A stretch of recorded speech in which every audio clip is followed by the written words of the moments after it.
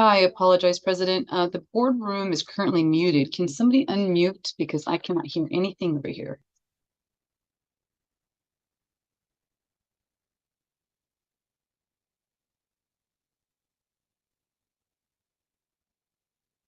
Angel, oh, that is left.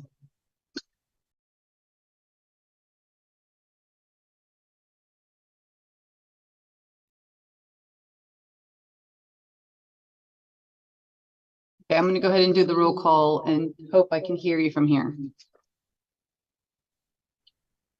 I can't hear anything else either.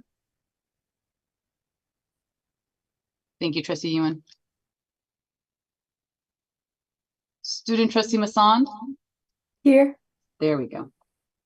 Trustee Withrow?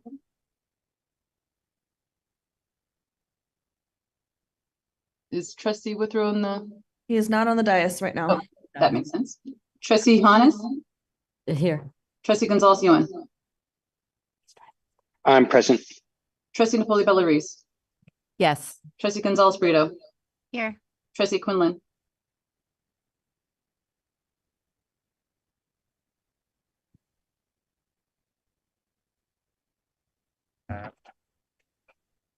Present. Thank you, sir. Trustee Delphine Polk? Here. You have a quorum. Thank you very much. We will move to 4.4, affirmation of the statement of cooperation. Peralta Board has adopted a statement of cooperation that codifies our commitment to set the bar for excellence in governance and community college leadership and to lead by example for our Peralta colleges. The full statement of cooperation is attached to our agenda, but in summary, we have committed to build trust and seek to understand each other, to be prepared and follow good governance and ethical protocols, and model the behavior we want others to exhibit. We therefore commit to honoring and upholding these commitments in words and in action. We will now move to 4.5, report of action taken in closed session. Do we have a report out, VP Quinlan? No items to report. Thank you very much. Let's move to 4.6, approval of the agenda. Motion, please. Colleagues? So moved. So moved. Second. Thank you. Discussion?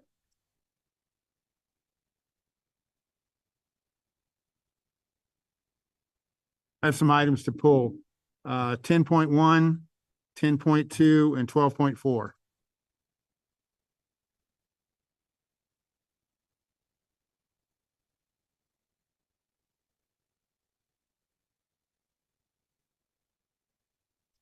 Ten 10.1, 10.2, and 12.4. 12.4. Okay. Okay. 12.4 is already, oops, I'm sorry, is already on our action items list. So we're pulling 10.1, 10.2, Yes. VP Quinlan? Okay. Okay, anything else? All right, hearing none, let's go ahead and move to a vote. Just to confirm, Trustee Johannes made the first motion and Trustee Napoli Bellarice was the second. Correct? Yes. First motion was Thank by you. me, Paulina. Trustee Gonzalez Brito. Oh, thank you. Student Trustee Masson? Yes. Trustee Withrow? Yes. Trustee Johannes? Yes. Trustee Gonzalez Ewan? Yes. Trustee Napoli Bellarice? Yes. Trustee Gonzalez Brito? Yes. Trustee Quinlan? Yes. Trustee Delphine Polk? Yes. Motion passes. Thank you very much. We will move to 4.7, approval of the minutes. Motion, please. So moved. Thank you, Trustee Withrow. Second. Second. Second by VP Quinlan. And hearing no discussion, we can move to a vote. Student Trustee Masson? Yes. Trustee Withrow? Yes. Trustee Johannes? Yes. Trustee Gonzalez Ewan? Yes. Trustee Napoli Bellarice? Yes. Trustee Gonzalez Brito? Yes. Trustee Quinlan? Yes. Trustee Delphine Polk? Yes. Motion passes. Okay. 4.8, approval of the minutes of the July 26, 2020 board retreat. Feels like a long time ago. Approved. Thank you, Trustee Withrow. Second. Thank you, VP Quinlan. And we will now go to discussion vote. Student Trustee Masson? Yes. Trustee Withrow? Yes. Trustee Johannes? Yes. Trustee Gonzalez Ewan? Yes. Trustee Napoli Bellarice? Yes. Trustee Gonzalez Brito? Yes. Trustee Quinlan? Yes. Trustee Delphine Polk? Yes. Motion passes. Thank you all.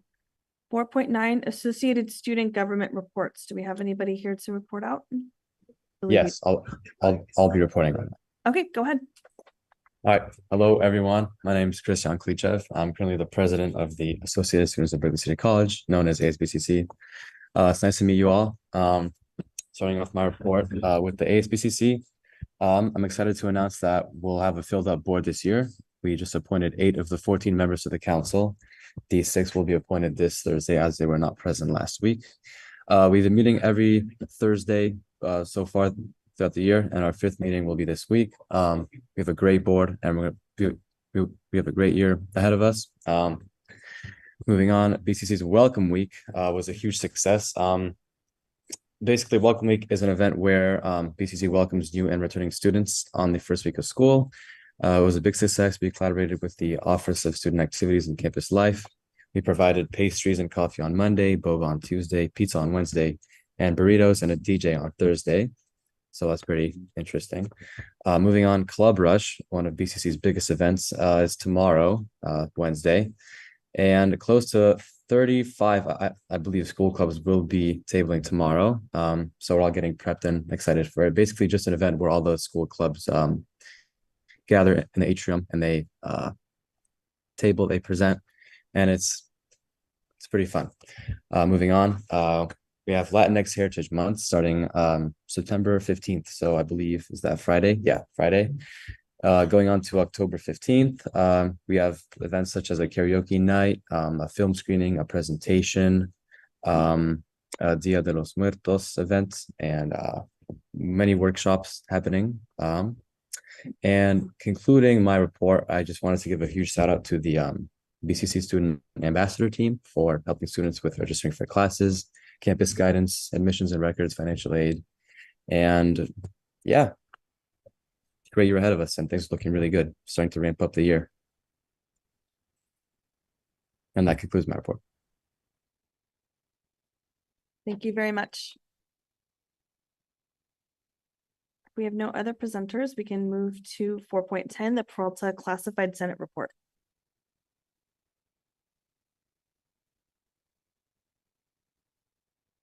Good evening, Board President Delphine Polk, Board of Trustees, Chancellor Jackson, our PCCD employees, students, and community members. Welcome to the fall 2023 semester. From my vantage point at BCC, I and others agree that beginning of the semester has had an energy buzz that we haven't experienced in years. It seems that in spite of the recent spike in COVID-19 infections, we are indeed progressively returning to the new normal, where students are, in fact, returning to campus and in-person campus life activities. I trust that BCC is not the only one, and perhaps maybe we're the last to feel this jolt of engagement and numbers. My name is Roberto Gonzalez. I am on staff in Disability Services at Berkeley City College and president of the Peralta Classified Senate. For those of you who are new to Peralta, the term classified refers to employees who do not require certification as what is required of instructors. And while we might support students and instructors in the classroom, we also provide a broad array of services such as clerical and executive assistance. We work financial aid and enrollment. We staff categorical programs such as EOPS, disability services, the career and transfer centers, tutoring, and our business employees. We also include the custodial services, our station engineers, and more. As is tradition, I would like to start off with our campus reports. We have 2 campus reports tonight, and the first will be from Miss Hope Lane, Laney's Classified Senate President, who is also the Executive Assistant to the Vice President of Student Services. And Ms. Lane writes that the Laney College Classified Senate and Caring Campus continues collaborating and ensuring students' needs are supported during their educational journey. Over the summer, Caring Campus facilitated retreats to discuss campus-wide departments and their specializations. An informal directory was created to enhance communication to make it easier to contact various departments for folks. During Laney's Flex Day, over 80 applications for ID badges with lanyards were processed at Flex Day. A photo machine was brought to Laney's campus to make it easier for everyone to take pictures and receive the ID badges in less than 5 minutes. We chose Laney's Flex Day as we knew that the Laney community would be there in attendance. Ms. Lane would like to thank the Director Marshall and their team. Laney College polo tops were also distributed to the Caring Campus team, Senate members, and executive assistants. Lastly, the Caring Campus team met Friday to discuss and collaborate on best practices to update signage for navigation throughout the campus, and will continue work with administration and facilities to ensure students can get to their classes with as little problems as possible. It's a confusing campus. BCC is our next report out, and BCC has a new set of classified Senate officers. Tom Rizza, BCC's PIO, is the classified Senate president.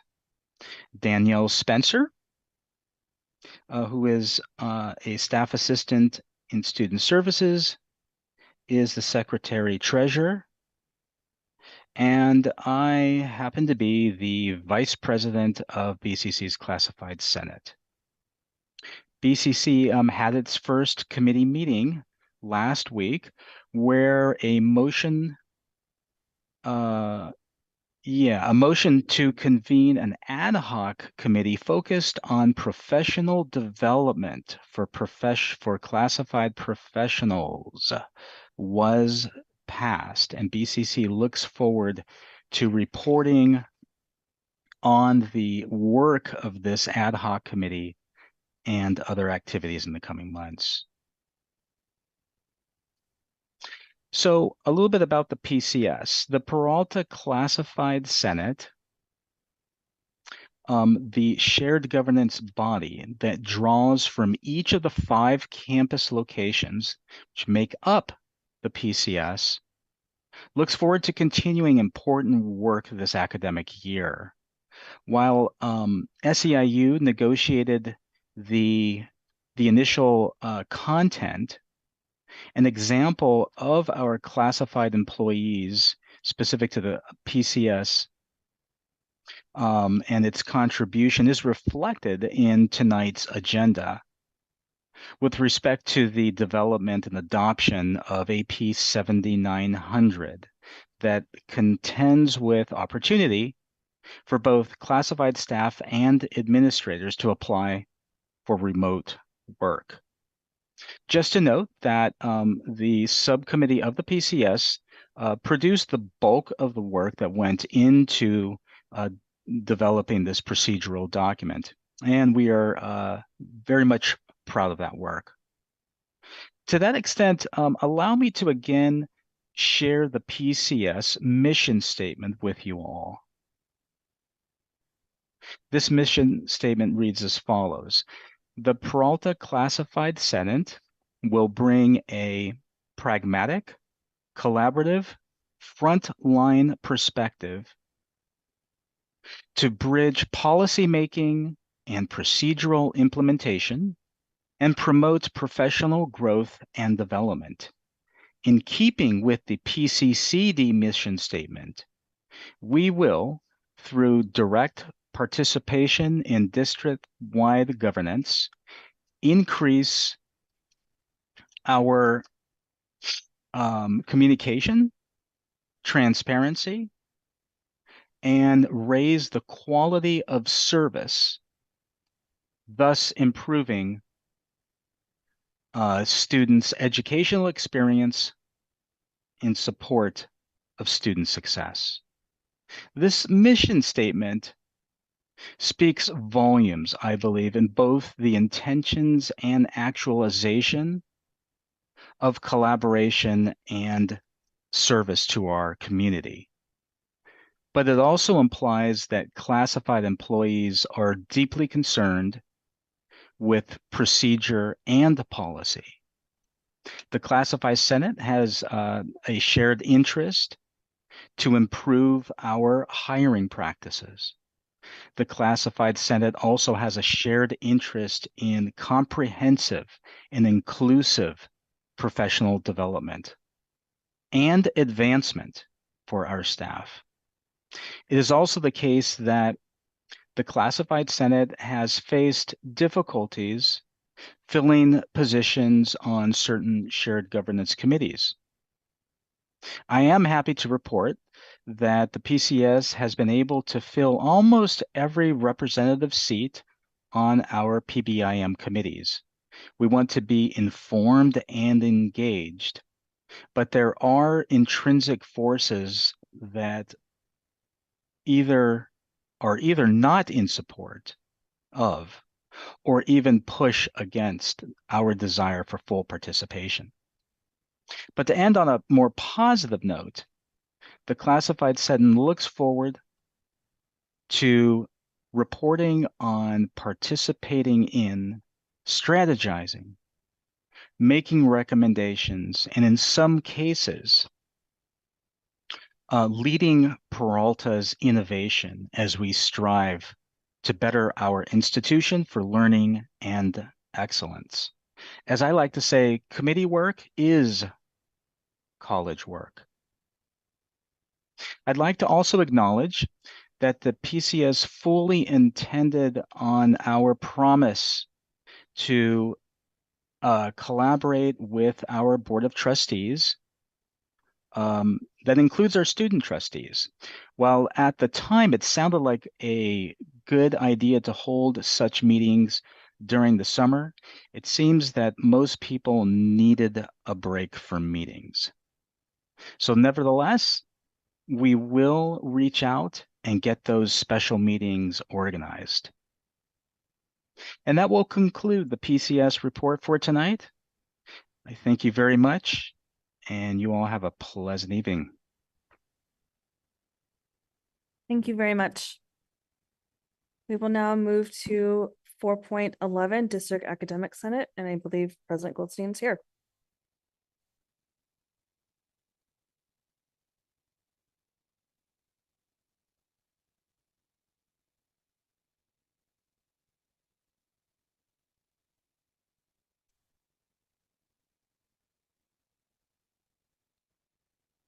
Am I live? Can you hear that? Thanks.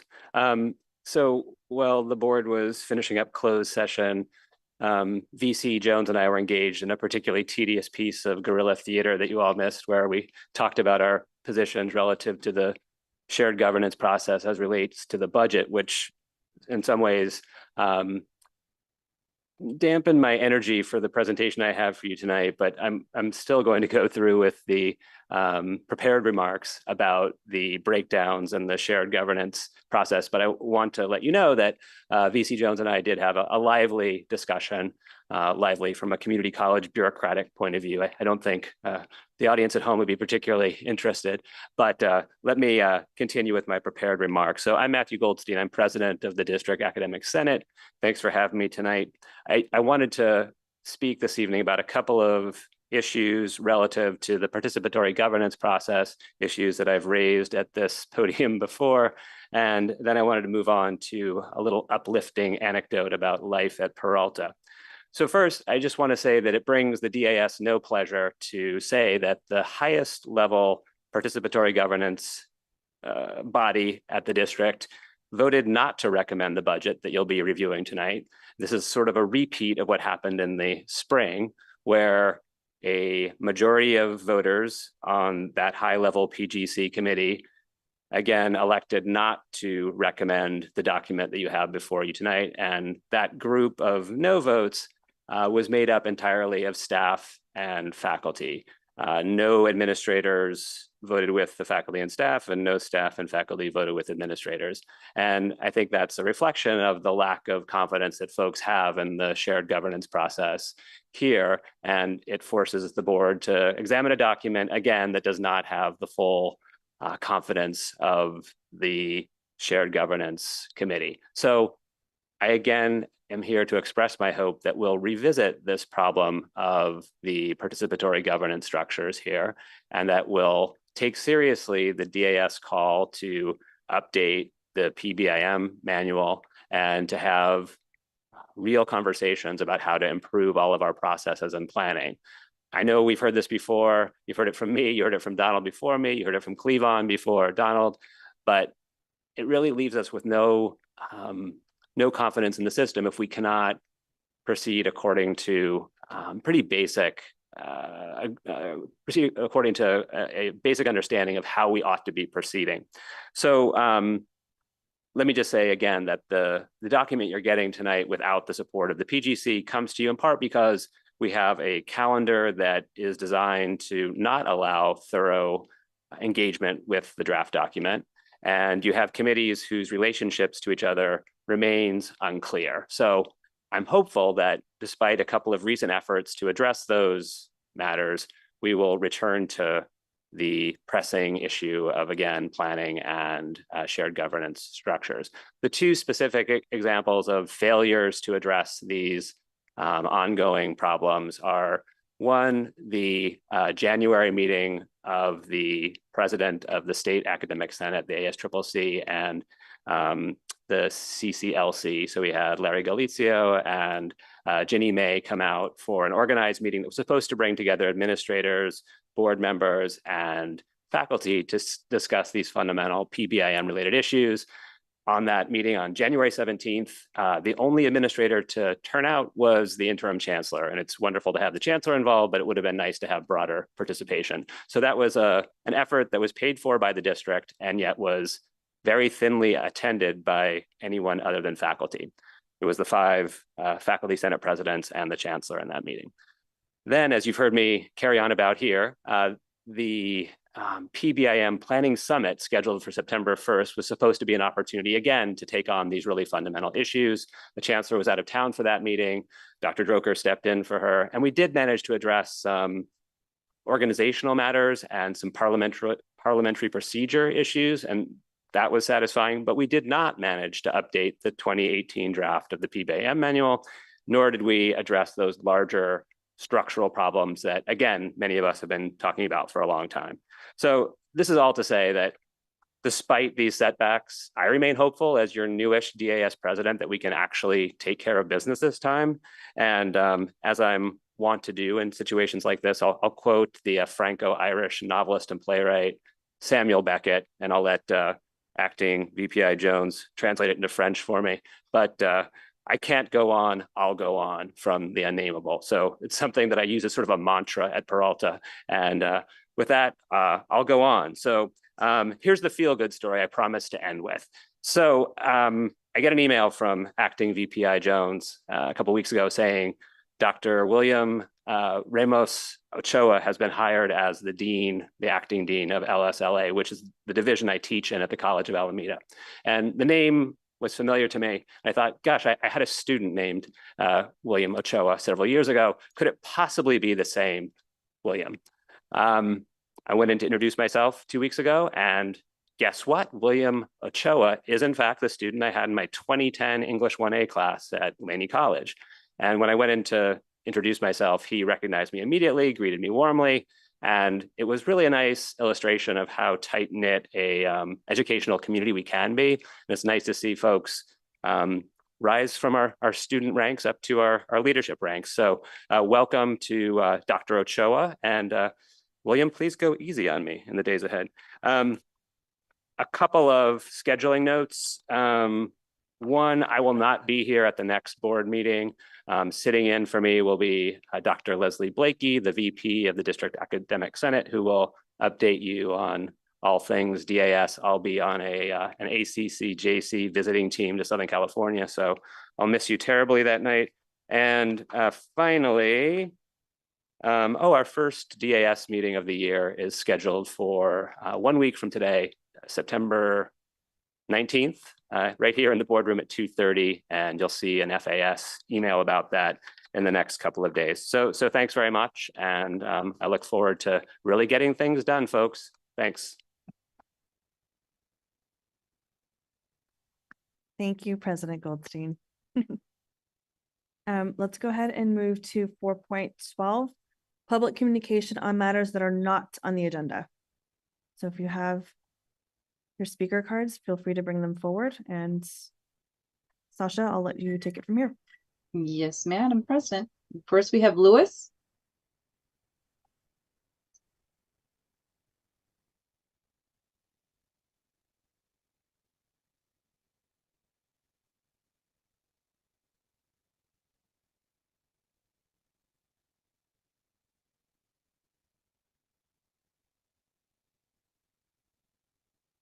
Hi. Oh, okay.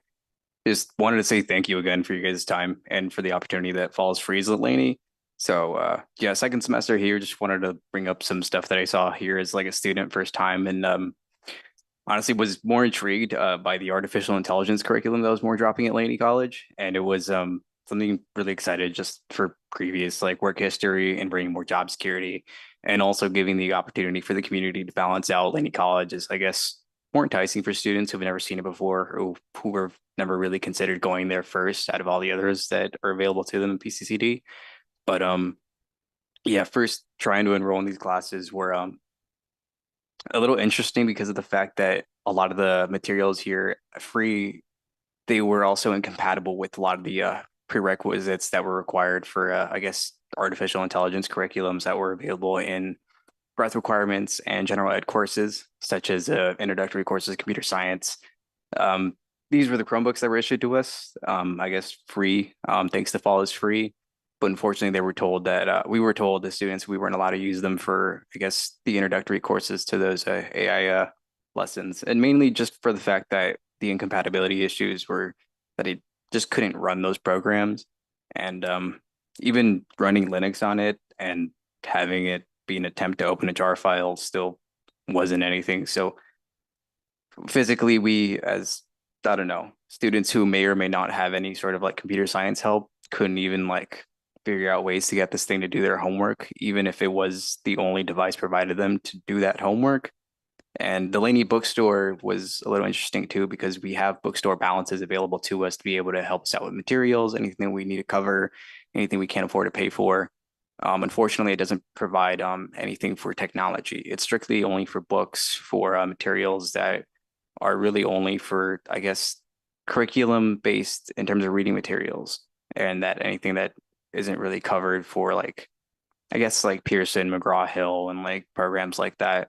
But yeah, I was just wondering if anybody else was running into the issue as like students and asking around at BCC, asking around at Laney College. It really only seems to be those that aren't as technologically dependent on those types of platforms. Like a lot of us can know folks that aren't really technologically literate, like, I don't know, older friends, family, like parents that may need to like ask us for help on how to use some computers and things like that. So if they were looking for job security with artificial intelligence, they would have no idea of any workarounds, regardless of whether or not they knew how to use these Chromebooks.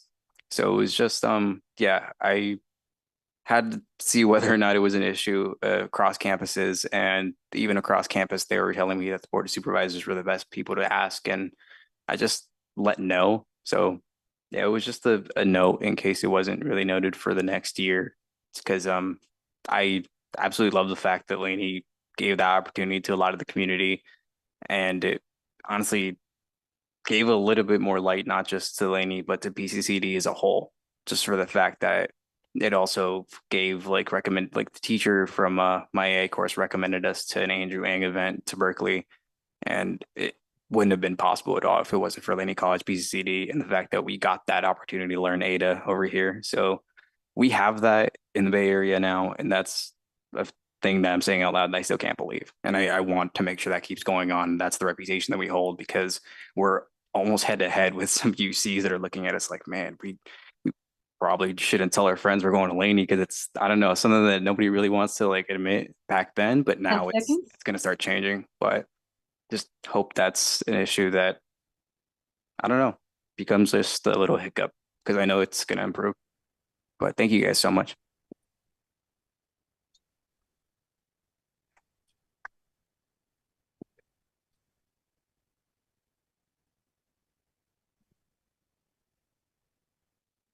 Next, we have Randy.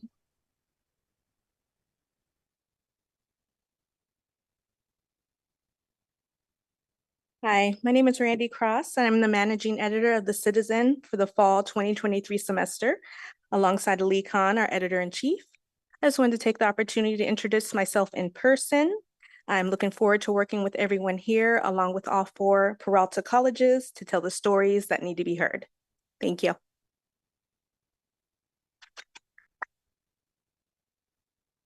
Next, we have Laney.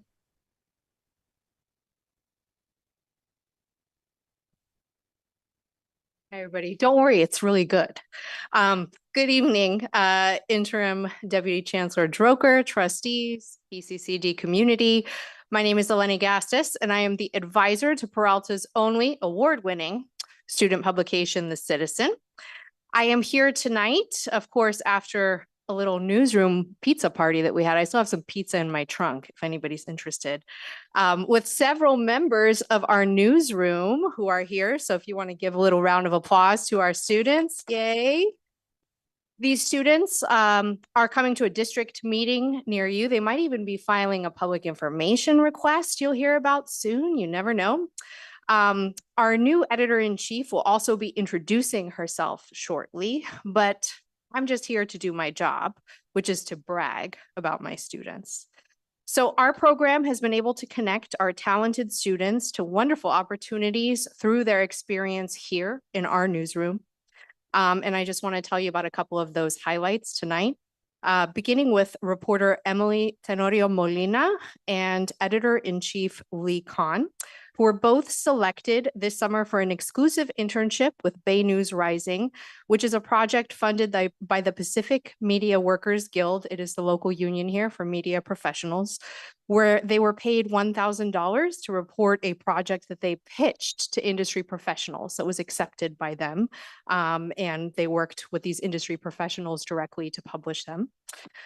Managing editor Randy Cross, who you just met, was selected for the Oakland Voices program, which is founded by Maynard Institute director and Laney alumnus Martin Reynolds, and also happens to be run by former student trustee Rashid Shabazz. That might make some people remember.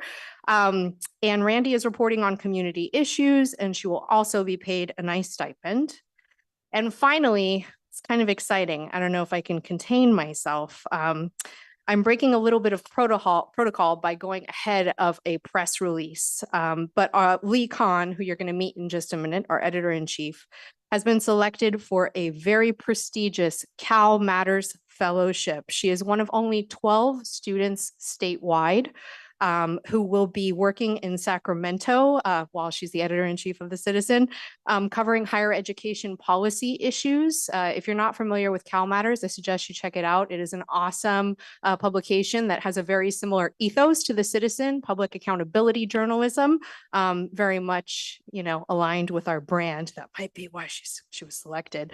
And she's going to be receiving $1,500 a month until May, and getting stories published. So at Laney Journalism, we provide real-world training that is uplifted by industry professionals regionally. And as a member of the $25 million California Local News Fellowship Program, shepherded by UC Berkeley's Graduate School of Journalism, imagine my pride when Laney was introduced as the premier community college journalism program in the state by a colleague last week. I know it isn't always easy to understand the work of journalists in a climate where we've been consistently told that journalists are the enemy of the people. As an instructor, I find that media literacy is needed now more than ever. If you have any questions about journalism, please ask them. We're here to help. Thank you very much. Next, we have Lee Kahn.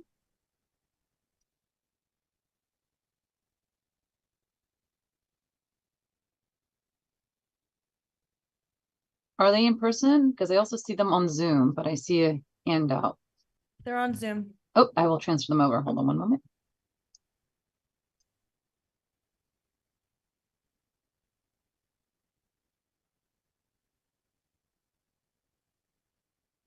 Lee Kahn, whenever you're ready.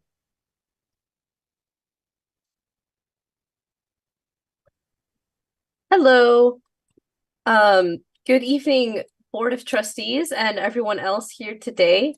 I respect your time, so I will be brief. My name is Lee Kahn, and I'm stepping in as editor-in-chief of The Citizen this fall.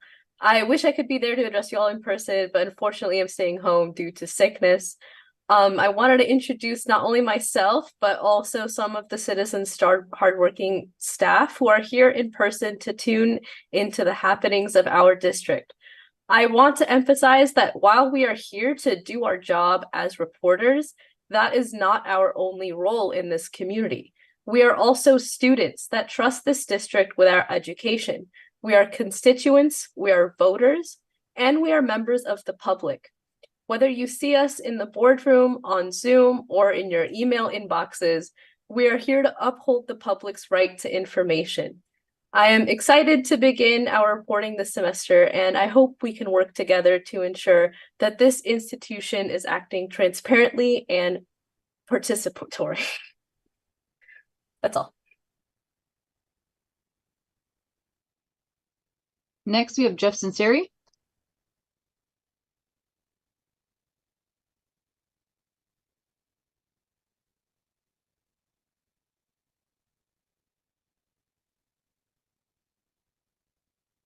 It's on. Go. Hello, everybody. I am here to say a lot of the same things that Matthew Goldstein said, sans eloquence. I guess I'll start by saying, let's see, that I looked over the agenda and I got nothing. I mean, everything's on consent, and I think you're probably spending a lot of the money in the wrong places, and the stuff that's in the right places, I hope it gets there, but I can't go into that here. It just seems like 3 minutes is a little short. Other news, I guess we can welcome back Sadiq Caro. He's here on a renewable 6-month contract as a consultant for just under $50,000 every 6 months. Big picture, I'll say that like Matt said, I guess I can say for about 3 or 4 years, faculty have asked time and time again to be included in the governance process and these processes. And the best that they've been able to do is bring us this entire finalized adopted budget in the 11th hour. And anyway, the fact that we've had at best like a symbolic part in the governance process or the governance of the district means, if there's an upside, it's that we're not necessarily the ones that are totally responsible for everything that's happened in the last 3 years, because we've just been outside of the entire process. The cliffs, the cuts, the deficits, that's not us. But sadly, it's faculty, staff, and students that end up bearing the weight of this kind of mismanagement.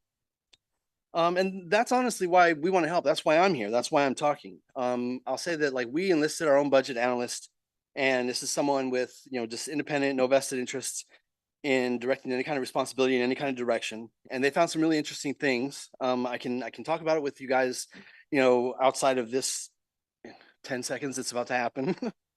But I've been told that not only can I not trust the tentative budget, but I can't even necessarily trust the actuals that come after. So I guess I'll have to look at 311s, which are things that I'm learning about. This job is exciting. So that's why I want to help. But this is all academic, obviously, because this is just these 3 minutes that I have to inform you really quickly of all the things that's going on, the larger trends and whatnot. So I'll tell you this, I'll end with this and say, I'm here to reestablish relationships and communication with board members, and I'll meet you halfway. I promise that. But I'll see after 4 years of seeing the results that we get here, my predecessor, I've begun thinking that maybe there are more effective ways to get the board's attention. I'm going to be looking into those, but honestly, if anybody wants to contact me and have an honest conversation about, what faculty think is happening to the district, I'd love to take part of it. And that's all. Thank you.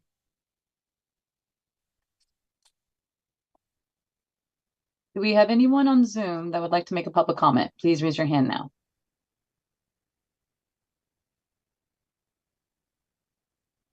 I see no hands up.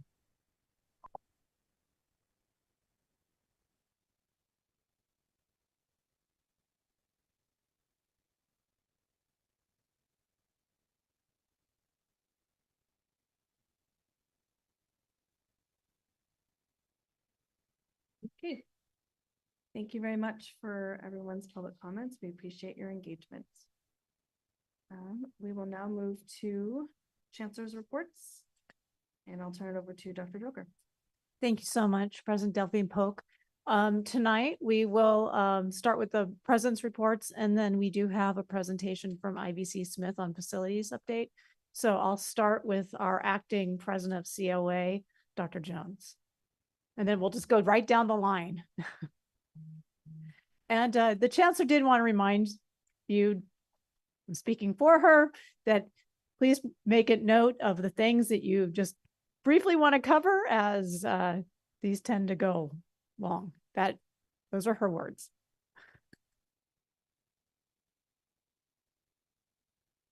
Thank you.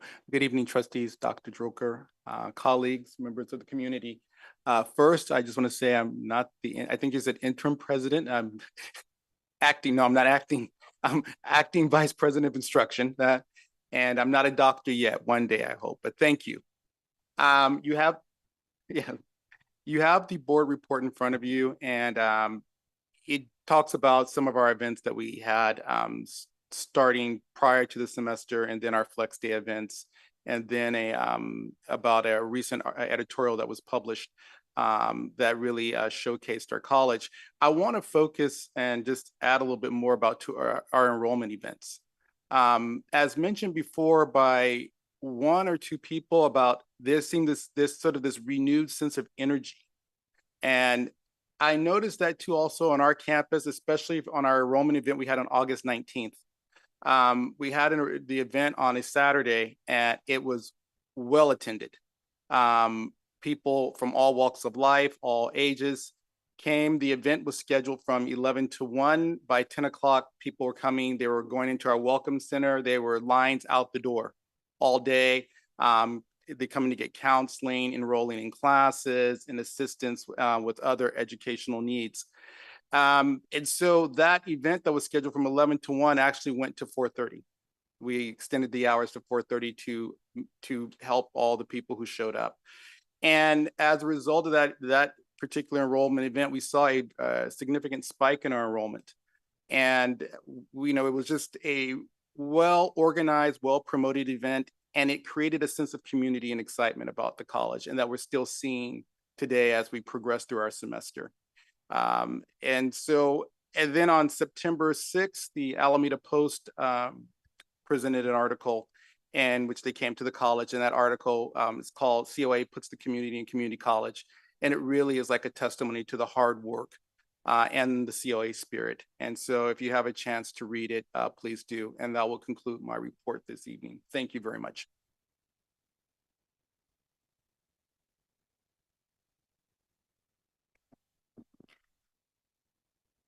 Good evening, everyone. Good evening, Interim Deputy Chancellor Droker, Board President Diana Delphin Polk, trustees, colleagues, students, and members of the community. At Berkeley City College, we are excited to share a very encouraging enrollment report. As of today, we are offering 418 sections with enrollment of 1,304.74 FTES, which is 93.66% of our target of 1,393 FTES. Our productivity is at a high of 14.92%. Of our 418 sections, 31 are for dual enrollment. And we have 83.30 FTS for dual enrollment. And this is up from 22 sections of dual enrollment last year. This has been made possible by the consistent quality collaborations that take place among the Office of Student Services, the Office of Instruction, and the Office of Administrative Services. What we have learned is that it takes all of us.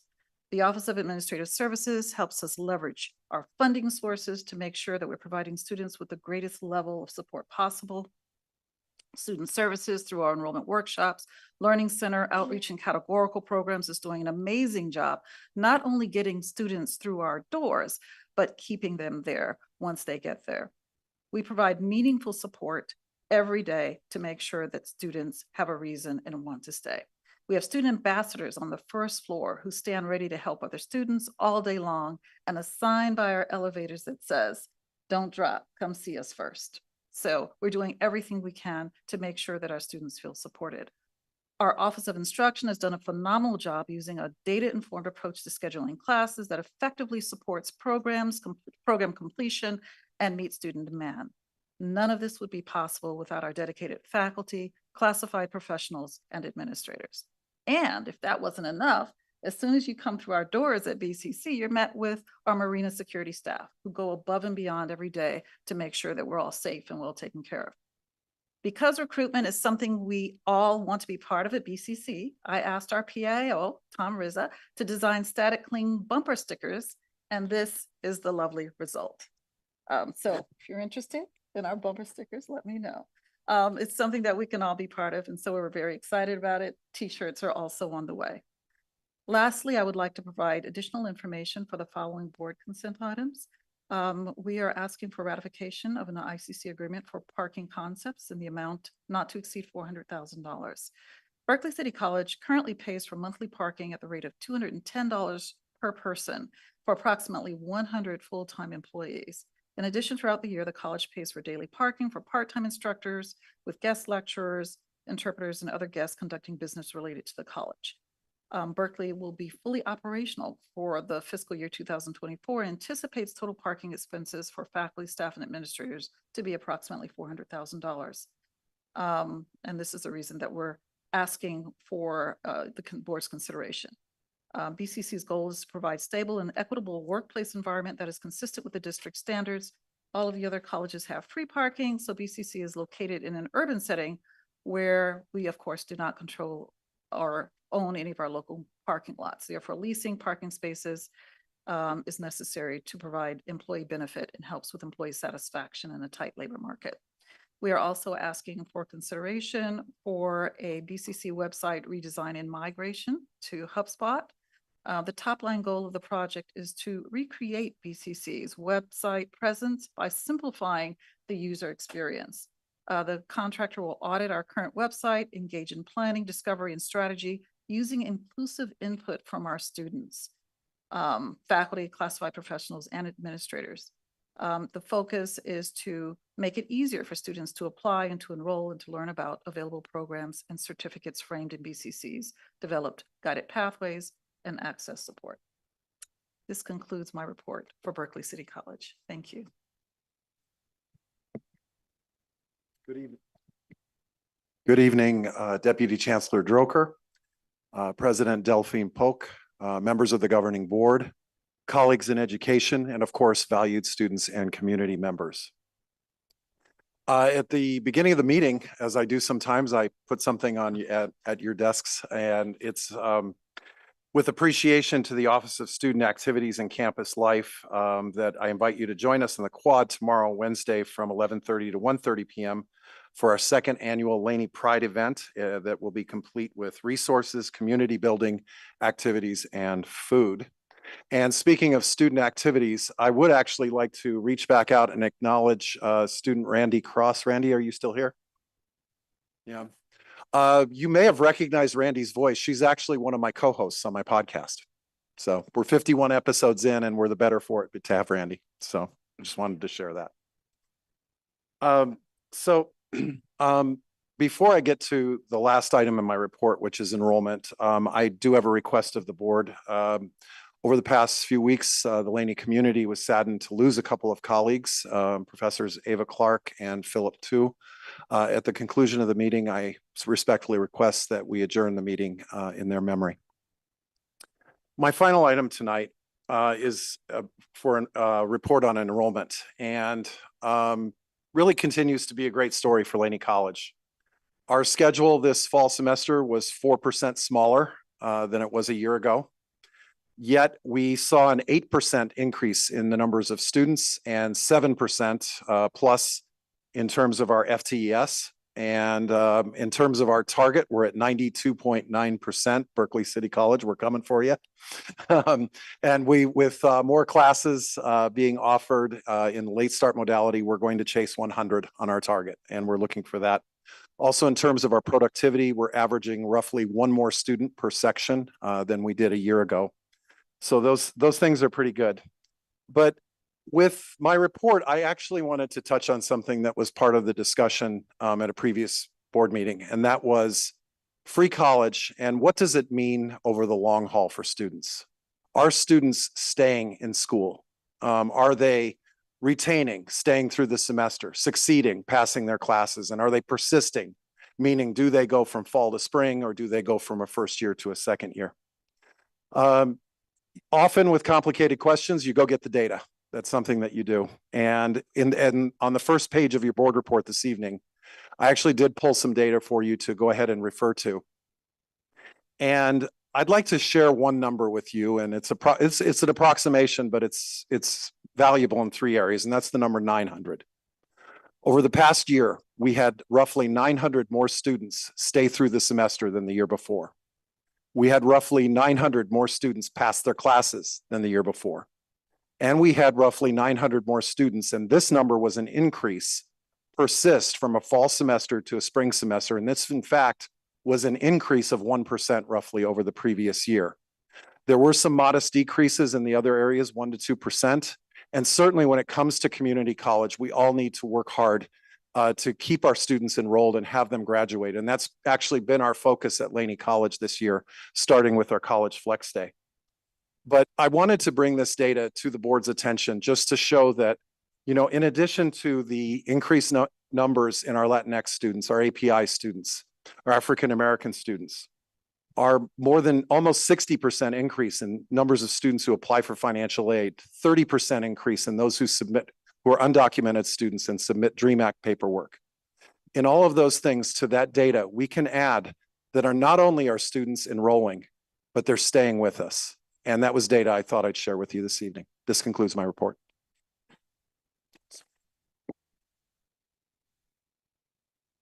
Mattering of applause. Good evening, Deputy Chancellor Droker, President Delphine Polk, trustees, colleagues, and community members. Tonight, I'd like to highlight just a few items from Merritt College, starting off in alignment with Board Goal 6. This last Thursday, Merritt College held its first safety day, inaugural safety day. The event provided faculty, classified staff members, and administrators the opportunity to share concerns and suggestions related to public safety. I want to give a shout out to Tim Thomas and Amy Marshall, who put that on. We were able to provide 52 employees with badges.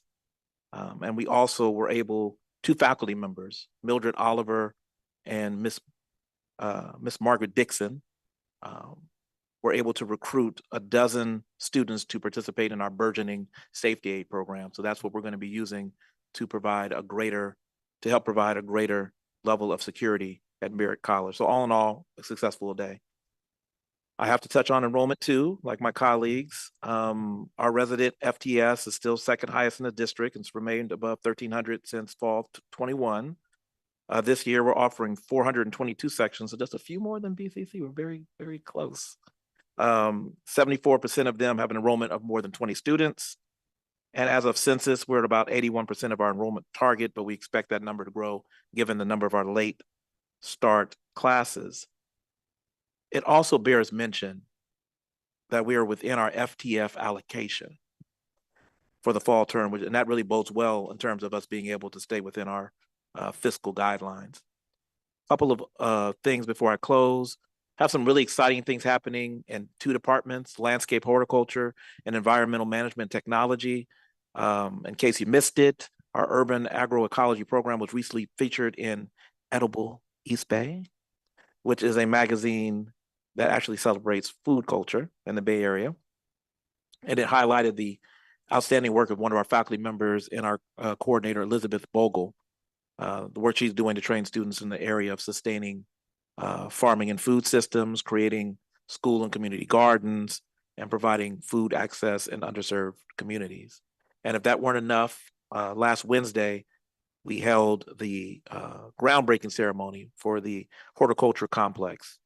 Our belief was always been that Merritt College could provide a complex befitting the amazing program that we've established. I think this building will do that. So as such, we need to thank the voters in Alameda County who in their wisdom understood the importance of passing a bond measure that made all of this possible. And I would be remiss if I did not recognize a couple of key individuals from the department, Miss Molly Sealand, Miss Nia Hill, Stu Winchester, Chris Gramp, and Laura Forland. We are pleased that these 2 initiatives support the board goal of building programs of distinction. And with that, I'll conclude my report. Thank you so much, President. It's always so exciting to hear what's going on at the campuses. And now I'll turn it over to IVC Smith for a 90 days facilities update. Good evening, Dr. Droker, and good evening, Board of Trustees and Peralta Community College community. I'd just like to remind you on March 28th, the Board of Trustees approved 19 contracts for local vendors to assist the Department of General Services for the 90-day project initiative. This initiative was to address urgent maintenance and repair issues that have been well over 10 to 20 years that needed addressing and attention. When we asked for lists from the colleges of what needed to be done, as you can imagine, the lists were voluminous. There were many, many items. So we worked with the college facility groups to prioritize and address their highest priorities first. In addition to identifying and update deficiencies and in the district facilities, we quickly identified that there were delays in the approval process. Those contracts that were approved on March 28th took us 90 days just to be fully executed. It wasn't until the second week of July we were able to start our projects. When we started our projects, we were able to accomplish to date 120 tasks off that list. But please know that our task and our list is not exhausted. We're not finished, and we will continue until everything is completed.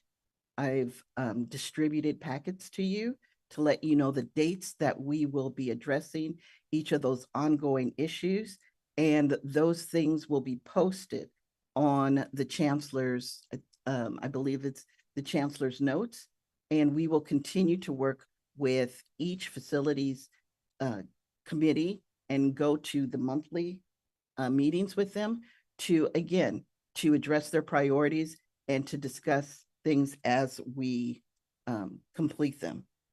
So during the 90 days, I would like to let you know that we were able to address the Laney Building G compressor, the F Building welding shop, the Merritt HVAC motor replacements, the Merritt chiller plant repairs, Merritt CDC HVAC, Alameda Building E and F HVAC repairs, Berkeley HVAC repairs, and there's still more HVAC repairs and replacements that we still have to address that were more extensive that we could not address during the 90 days. But again, it's ongoing and we will complete them.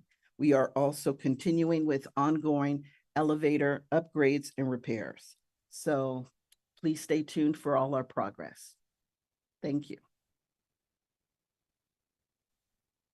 Colleagues? Can I ask a question?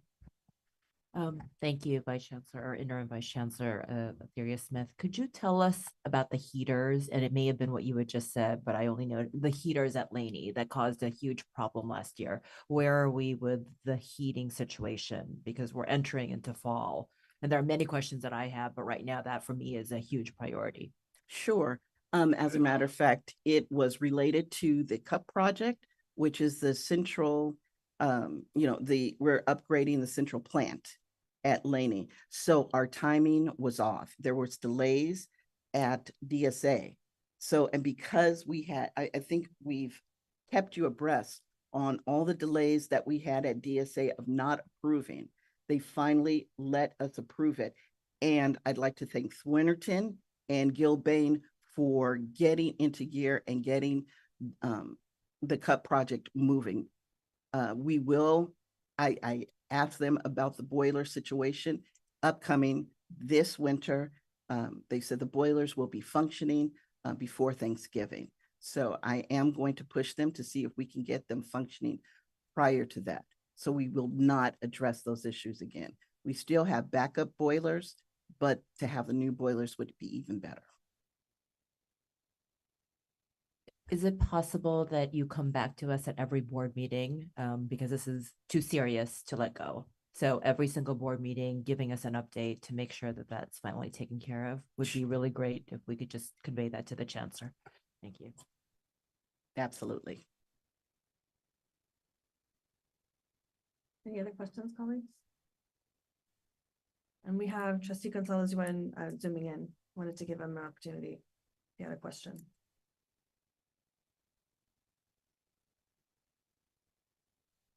I'm not sure which question we're referring to, President Delphine No, Polk. I'm just giving you the opportunity to ask a question if you have one. Oh, no, I'm all good. I want to congratulate the General Services staff on getting that done. And I want to reiterate the comment that Trustee Napoli-Bellarice just made. This is super serious. We can't let this slide, but I suspect everyone in the room understands that. Thank you. VP Quinlan?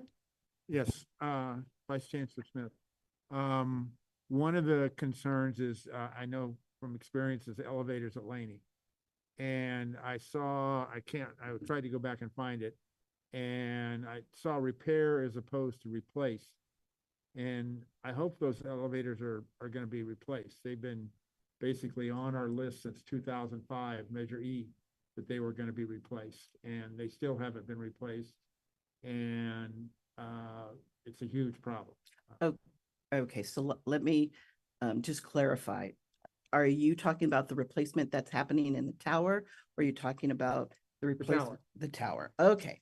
So there's two issues that we need to discuss about the elevators in the tower. One, the DSA issue that the new elevators has to go through the DSA process. So in order to address that, while it's going through that process, and we don't know how long that's going to take. They're still designing things that have to be done. And yes, you're right, it's been a long time. But to offset that, we're doing a modernization immediately on those elevators that does not require DSA authorization. And that will be starting on 9/18 and will be completed by 9/22. The other elevator, the second elevator, will then be upgraded soon after that. And we also have to work with the state inspector. So once elevator A is approved by the state inspector, then we will go on and improve the elevator B and get state inspection off of that. Thank you.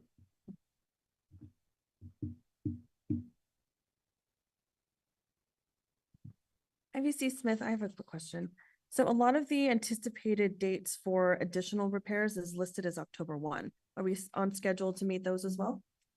Yes, actually, we brought on more contractors and I'm working with HPLE, our ground staff, our engineers. I mean, it's really a all hands on deck effort that every day, every project manager, everyone who is available are working on these items again until we exhaust the list. So I have divided up the things that we can address by October 1st, November 1st, December 1st, and at the end of the year. Again, we will work with all the facilities committees to make sure that they're on board, they understand what's going on. If there is a delay in addressing any of these items, we will let them know what that delay is. It could be a contracting delay. It could be that the service is not available, but we will keep them abreast. If one item is not available, we will move on to the next item, but we will constantly keep this list going. And the contractors that we're bringing on, they're going to be held to that accountability as well, right? Because Absolutely. you mentioned bringing on contractors to complete some of these projects. They're going to be held to it. Yes. Okay. Yes, they will be contracted. Thank you. Okay, again, like everyone said, thank you for this report and the 90-day project list. I just want to clarify, just to make it perfectly clear. It wasn't a lack of awareness. There's a process in place to identify all these issues. The issue was not even monetary. It was more so an approval process, which could be monetary, but it's the approval, correct? That on our end only, I mean. Yes, it's the approval process. So the chancellor is working with staff, the district office, to try to better our processes so that we don't have, so it's not so delayed. But I just wanted everyone to understand this initiative not only identified the defects that we have in our facility, but we also, because it was such a rush, such a push, and it was so demanding, we were able to see the defects in our processes too, because things should run more smooth than what they do. And that's what we're working on also. Okay. And just to follow up with this 90-day, because I'm reading the first page, I guess the abstract of sorts. And it says, after developing required administrative procedures to address the needed complex technical repairs, this initiative, yada, yada, yada, we are able to do so. And so I'm just wondering, just the required administrative procedures, is that something that we can look at to use moving forward past any urgent 90-day, or are we creating something new again? No, we're not creating anything new. There are contracting procedures that we have to, for the state and for the district, whether that be our thresholds, whether that be how we bid out a project, we still will keep to those procedures. So what we've worked toward, I'm just clear, what we've worked towards is something that we can use moving forward, and we have started the process for anything that's not urgent, if you will. Yes, and then also we are going to work to improve those processes. All right. Thank you.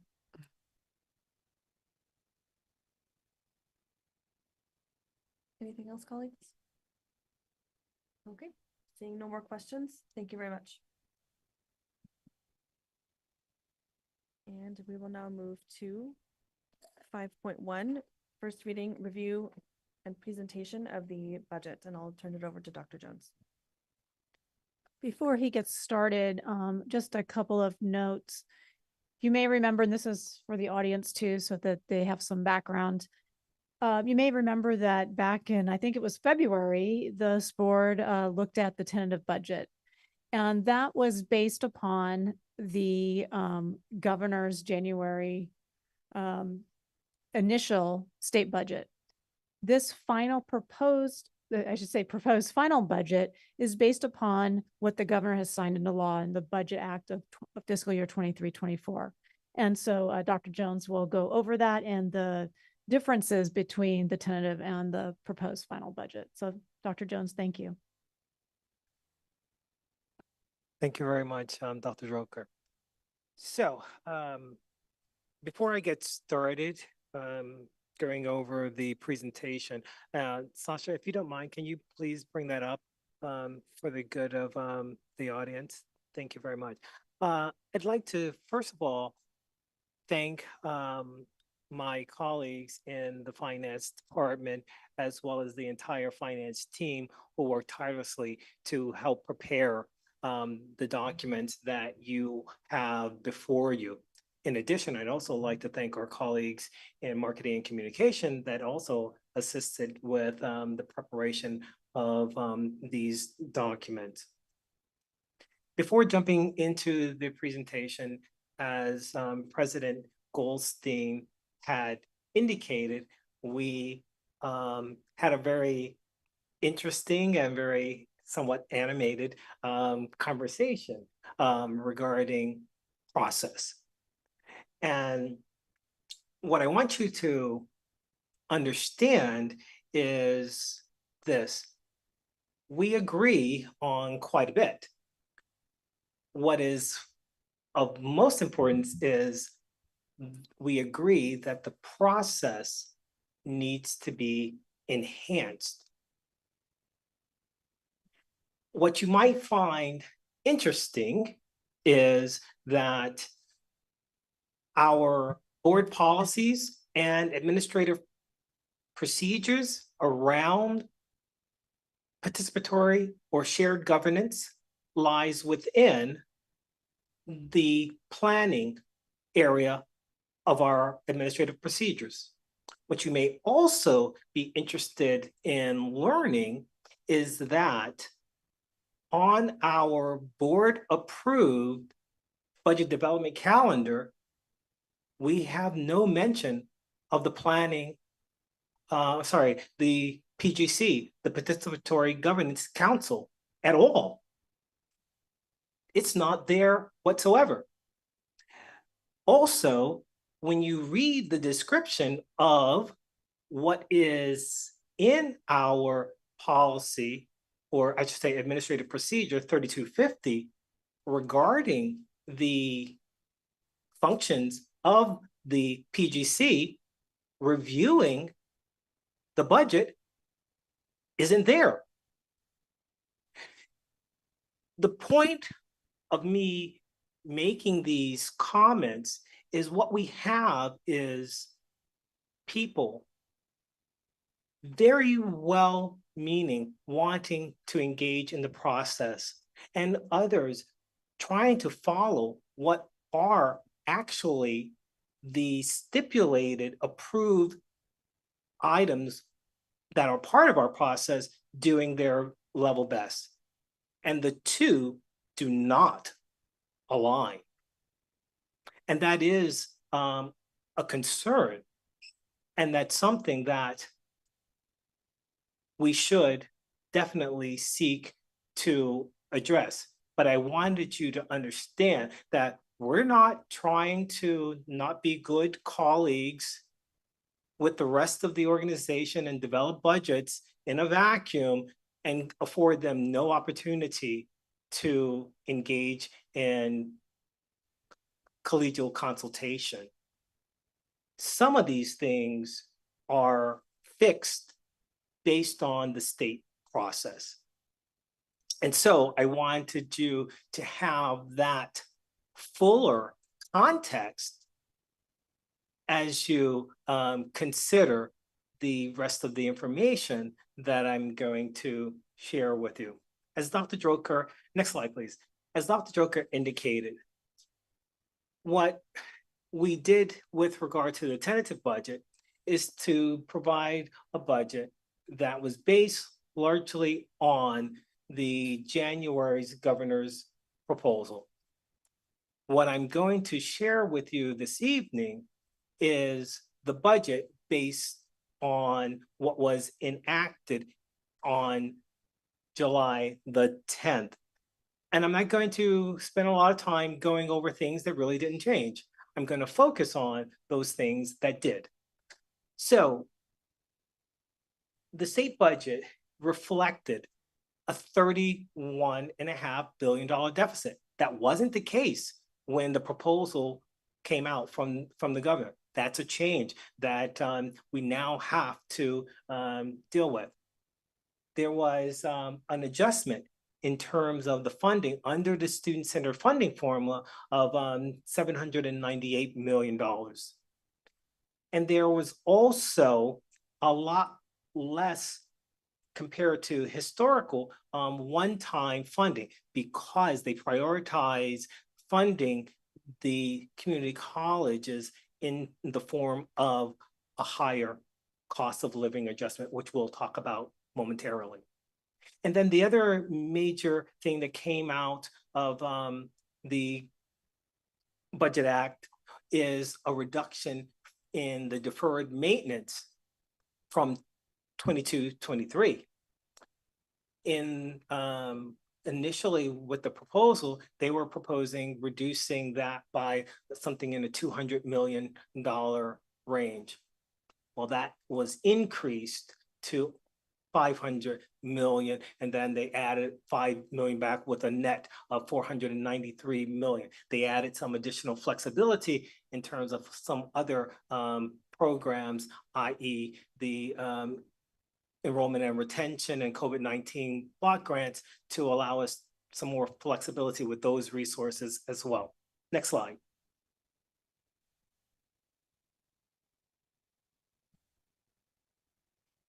Okay, so a lot of numbers, and I'm not going to go over that in detail. But what I will say is these are the various elements of the state budget that were essentially adjusted based on the COLA. They're divided into major groups, ongoing resources and one-time resources. So the after the program area description, you have what the adjustment was by the state. The next column would be the adjustment related to those same items, but for our district.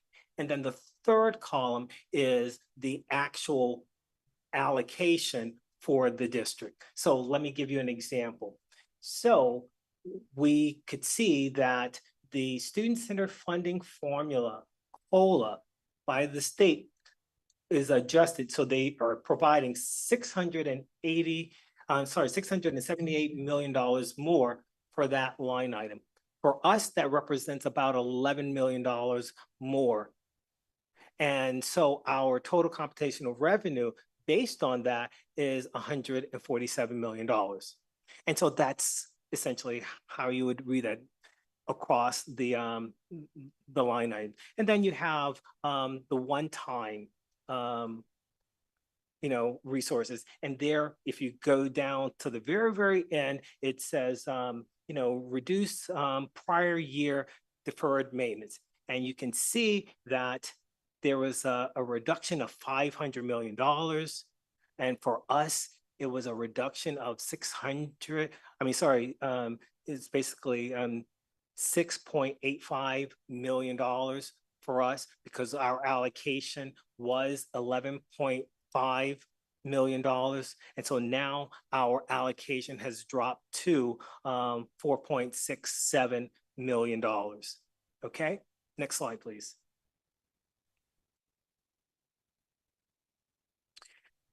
So here, the general assumptions, by and large, haven't changed since the tentative, with the exception that I wanted to note that what we are doing here is essentially reflecting what was approved into law on July 10th by the governor.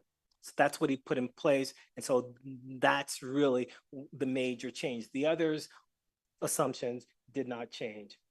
Next slide, please. So the major impact was our total compensation revenue went down from 147.2 million down to 144.27 million. And this gives us an overall unrestricted general fund budget of $164.72 million. Of note, one of the things that, and I'll talk about just briefly, is that this reflects the 8.22% COLA, and it also reflects a deficit factor that the State Chancellor Office has provided. And then same thing, we talked a little bit about the reduction in the deferred maintenance. And so it ended up with an overall reduction of close to $6.8 million.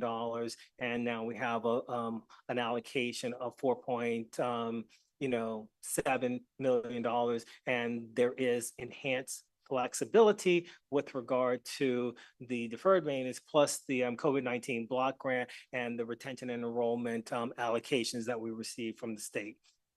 Next slide, please.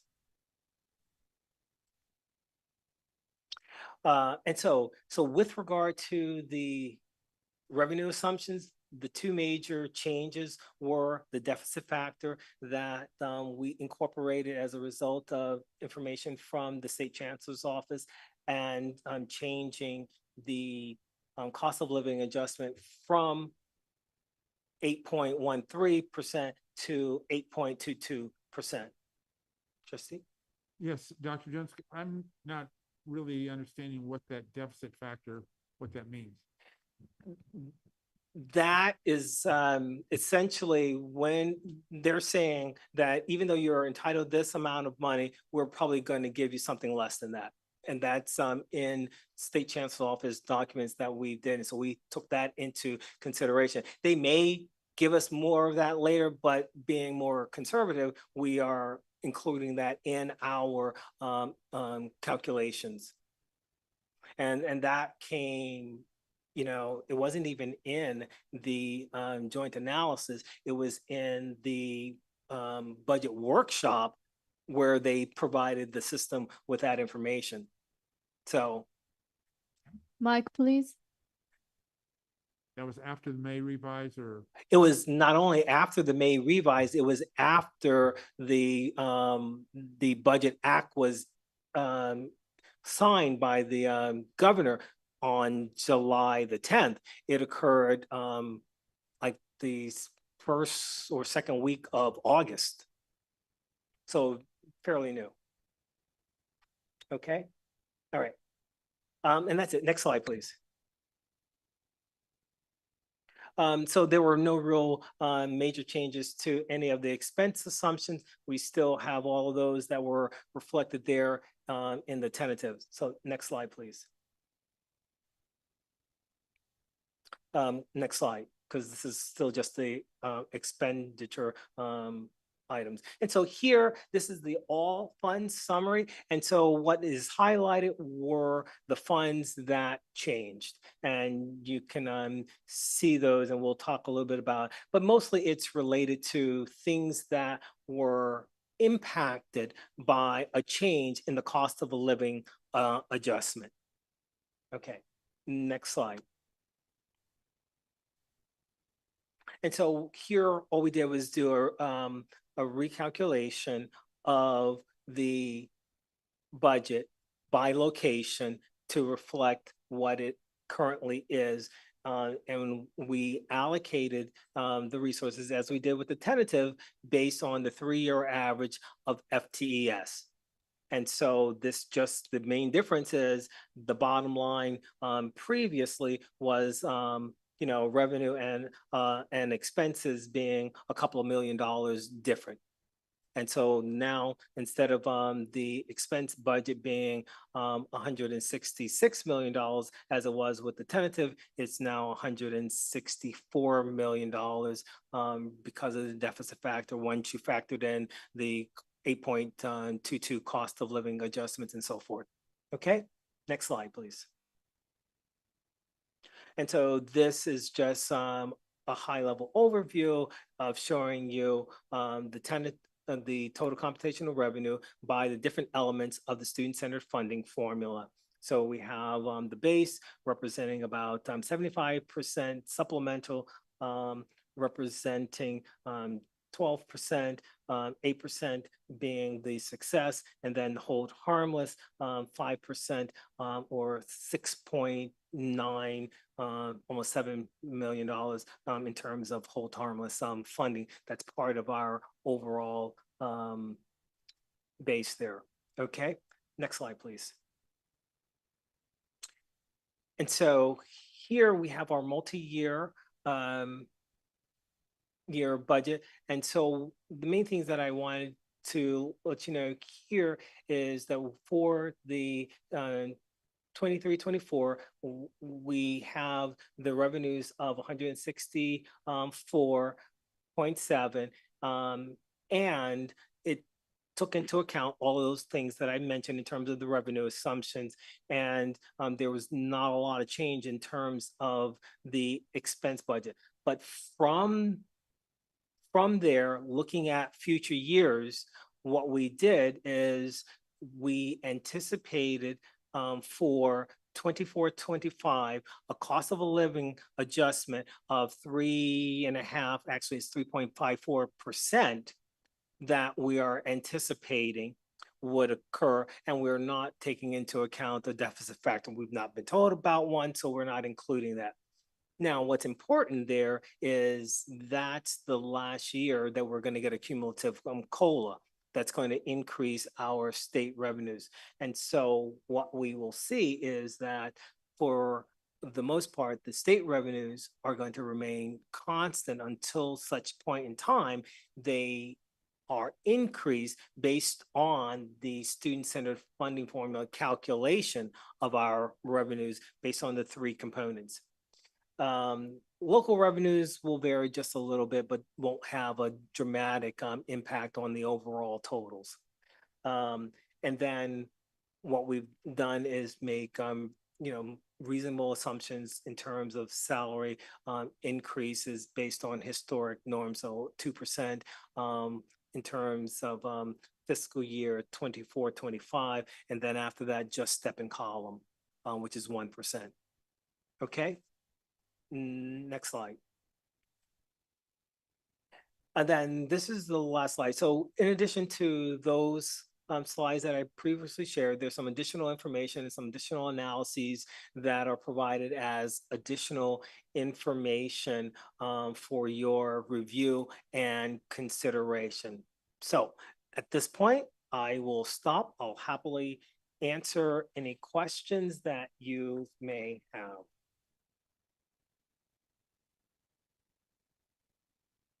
Alex, do you have any questions?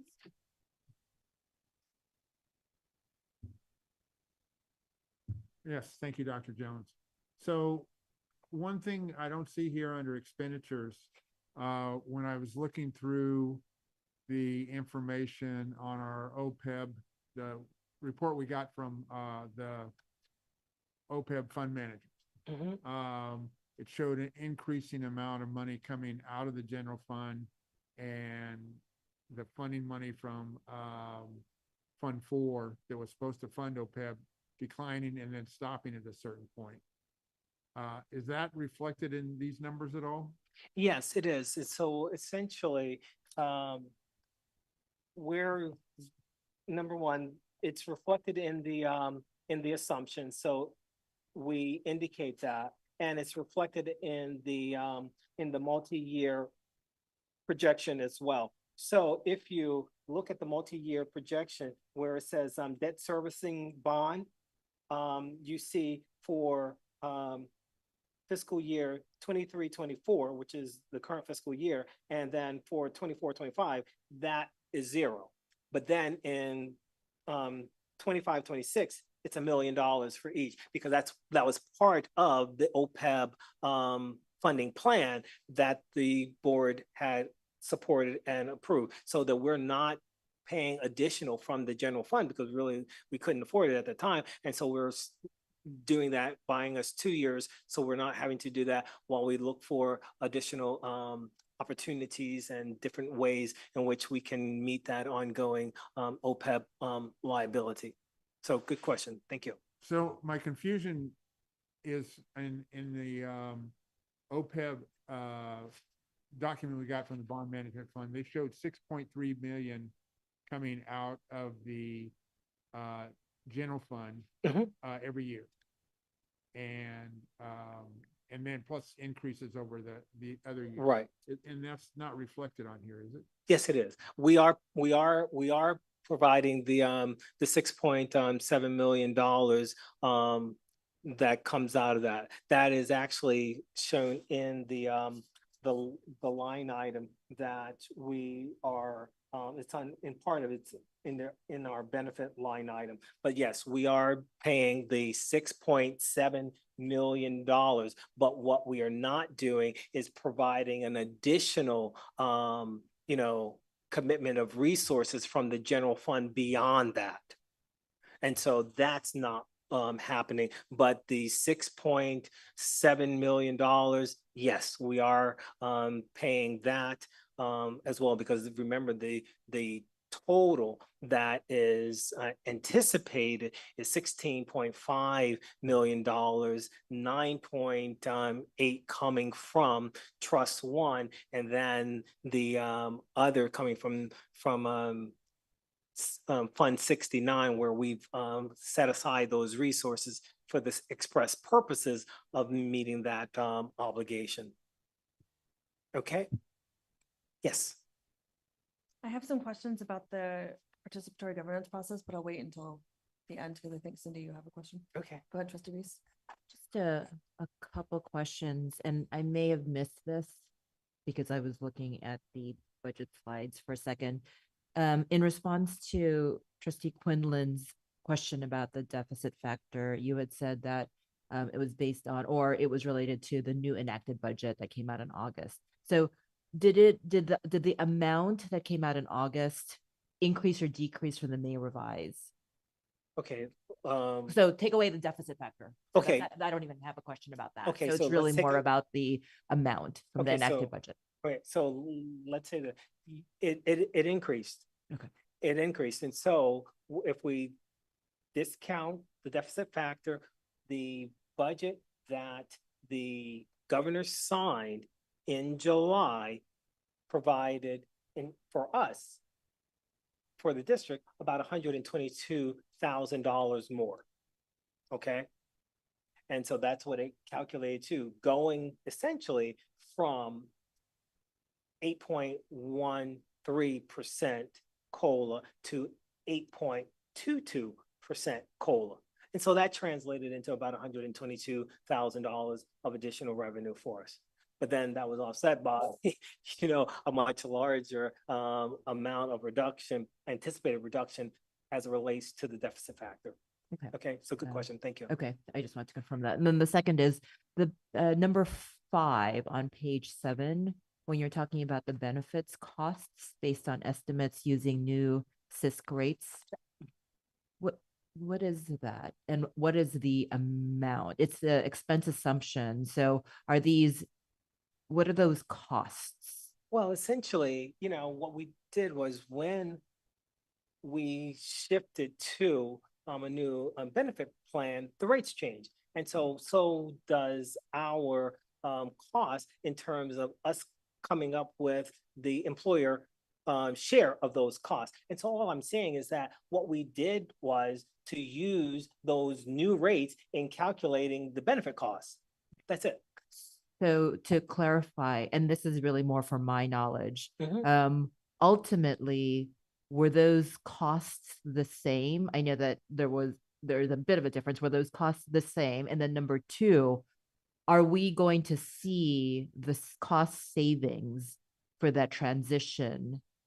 It's not on this budget, but when do we anticipate seeing it if there is a cost savings from that transition? Well, I think that there certainly, but maybe question number 1 first. When you compare from what it would have been, I think that there is a cost saving, but the rates did in fact go up, but it's what are you comparing it against? So what we're really just saying is we are making our budget based on the new revised rates that we're getting from the system in terms of coming up with our budget for that. Okay, it's already baked in, so we're not gonna have to take some other adjustment to get it to reflect that. It's already incorporated, is what we're saying. And so that when we make future projections, it's based on the revised rates that we're getting from that. And then if there are future increases, now that we're on the new system, that those will be factored in as well as time goes on. Okay, and then just the last follow-up question. So just clarifying cost savings. No, now not just what our share of what we're paying and the rates have changed. So I get that too as well. Mhm. Now cost savings, the realization of cost savings, if there is a cost savings, when will that be anticipated to be on the budget if there is a cost savings? Well, it would be, I mean, when will we see that, I guess, is just the question. Okay. When will we see that? Because we'll that's, see it whenever if it's there, we'll see it because we're basing our cost estimate of the benefits based on the new rates. Whatever they are, now that we have that, we are calculating it based on that. So if it's lower than what it would have been, it's already built into the budget. maybe is my question unclear because No, I'm not talking about the rates and I'm not talking about the difference in the rates. I'm just talking about the transition itself and whether we'll actually have a lump sum cost savings that we're anticipating. But I could be unclear in my. I understand. I think I understand what you're saying. I just think that the nuance of the process is making it difficult to say that. There was a certain point in time where there was a set rate that we were charged, and that was applied to a set number of individuals in each of those plans. Okay. What happened is then we negotiated and got a different set of rates. Whether or not the anticipated savings are going to be realized, there are two different variables that are changing every year. The number of people in each of those plans and which plans that they choose. I can't tell you whether, because it's a point in time, one point in time, what people would have done in subsequent years, because I don't know that. I can tell you what the rates would have been in each of those years, and then we'd have to also look at if we had stayed with the old plan, what would have been the increases in those rates and compare that to the increases on the new set of rates. And so it becomes a lot more complicated. I can't just give you a definitive answer on that because there are too many variables that are simultaneously changing, and your point of comparison is also not a fixed item. I have Nikki, Paulina, and then Louis. Cindy, were you done? Okay, thank you. Dr. Jones, I want to just reiterate the importance of what Trustee Napia-Bella-Reese is asking for here from a board perspective, because the board hears a proposal from the administration. Let's do X. Here's why we're going to do X. And then we do X, but we then don't go back to validate, was that correct? We need a way of validating that so that we can govern properly. And so frankly, you can administer appropriately. If we do these things and then things go sideways, but we don't know why, or things go well, but we don't know why, it makes it really hard to make any kind of decision. So I recognize the difficulty of the methodological challenges. Yep. And I want to encourage us as a district to be a more intelligent learning institution. I don't disagree. I think we can do an assessment after the fact and get a sense of what that would be. So, but the question, as I understood it, was have that been taken into consideration in the budget? And the answer to that is yes, it has. It's a different matter to determine whether or not, or the degree to which the anticipated reductions materialize based on expenditures. And so we haven't even gone through a full year of expenditure data to even determine that. And so Okay. it's a very, very reasonable request, and that can absolutely be done. Because on the other end of it, we gave a 3% additional COLA to the workforce predicated on a theory that we were going to save $3.9 million. Now, in addition to that, the side letter with the PFT says, we're going to do an assessment to see whether we saved more than $3.9 million and then divvy that up. So that's incumbent on us. We have to do that analysis to fulfill the contractual obligations. But more importantly, just from a governance matter, I want to shift to the question of shared governance. And I know, I really appreciated your pointing out that our current administrative procedures leave something to be desired. In terms of participation, and I want to call upon us again to rely primarily on the academic senate to make a proposal about budget and planning processes, and then rely on that. Or if we don't rely on it, tell them why we think their proposal is a bad idea. And here's why. We heard Jeff Sinceri in public comment earlier say, well, we could probably do better. We could probably spend big sums of money differently, but I'm not going to go into that right now, he says. Okay, fine. There's 3 minutes. It's hard to do that. But if we don't have unanimity or close to unanimity coming out of our highest shared governance bodies, then it opens us up to discord and a lot of complaining. And what we need is we need unity here as a district where we say, here's the budget. We've all agreed on this budget. We all agree that this budget is sound for the following reasons. Theoretically, it's based on a set of principles and a set of expectations and outcomes. Now, we've got huge problems that we don't have money to fix. And we keep hearing that we've got structural deficits that we're not dealing with. Okay, that kind of problem demands unanimity. So as it is, you get a 6-4 vote that says, we don't like this budget. Why? Because we didn't like the process. All right, fine. You didn't like the process. But if you did like the process, what would you say about the underlying budget? Now, they're going to say right now, well, we didn't have time to study it, so we don't know. So we're not going to vote for it. We can't be in that position. We have to be in the position where we're not pointing fingers at each other, but we're shoulder to shoulder in agreement moving forward. And until we fix the process problems, we're going to be open to the criticism, your budget sucks. Why? I'm not going to tell you. And that doesn't work. For me as a trustee, I don't want to get into the weeds. I want to look at the process and say, look, everybody who's paying attention to the details of this budget, do they agree?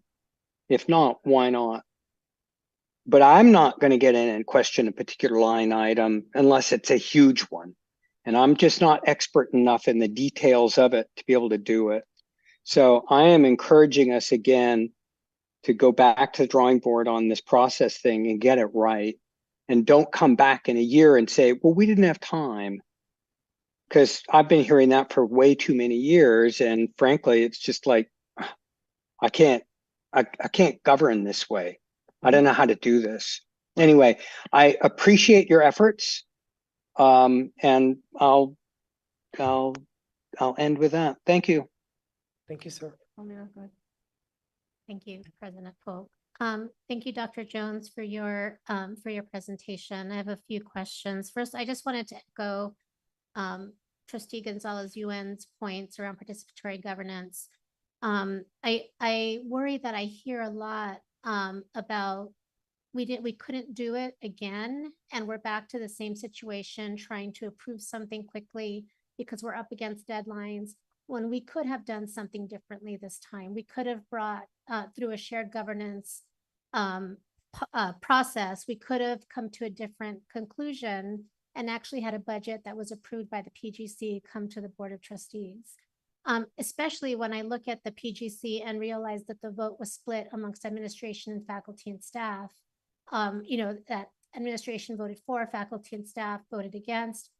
We're in a situation that really begins to look tenuous and really impact morale and how, you know, shared governance works altogether. And so I have a lot of concerns about voting for a budget that didn't go through a process that really has the support of all major stakeholders. A question about the 2% COLA. Is it prudent to assume a 2% COLA in the budget when we haven't had negotiations with the different unions on their collective bargaining? What happens if we can't reach agreement to 2%? And that's the budget that we've approved. Well, a couple of points. First of all, the process that we followed was what is indicated as the board approved budget development calendar. That's what we did. The issue is our participatory governance bodies feel that that is inadequate. They feel that that's inadequate. But that is the approved process, which we followed very, very methodically. So this is beyond just, you know, we need more time. It's us coming together and thinking about how do we want to do this, starting it early and engaging in that kind of conversation about what's needed to represent true participation in these matters. And we have, quite frankly, I don't believe that we've actually engaged in that process at the level of detail and specificity that it calls for. And I think that that's something that we can and should undertake. But I want to be also very, very clear that we followed the approved process. It's just inadequate to satisfy our colleagues. And I think for very, very good reasons, but it is what is approved. So that's one. The other question regarding the 2% salary cut, is it prudent to do that? Yes, it is prudent to do that because we have to have an approved budget. And there is no specified time limit in terms of the negotiation process. We can take 2 weeks, 2.5 years, and still get to impasse and all these other sorts of things. We can't do that in order to meet our statutory requirement in terms of having a budget. So we have to put some number in there. Now, so how was 2% chosen? Okay, let me get to the other point and I'll answer that question. So if through negotiation, we end up settling on 3.5% or something like that. Okay, simple. We process that, figure out what that is, how we're going to pay for, and then we would come back to you with a budget adjustment, an amended budget, and say, hey, this is what negotiating. These line items are going to increase. These line items are going to have to decrease in order to cover that. And that may mean these kinds of other reductions or what have you. That's what would happen. How is 2% chosen? We did a series of modeling. The most fiscally responsible salary increase was 0%. Because even when we factored in the cost of living, when we pulled down our position control, all of our positions filled and unfilled, and we did the normal step and column increase and totaled that with the other obligations that we have, and we didn't assume any changes in terms of our discretionary budget. When we did that, that total was already higher than our revenue total.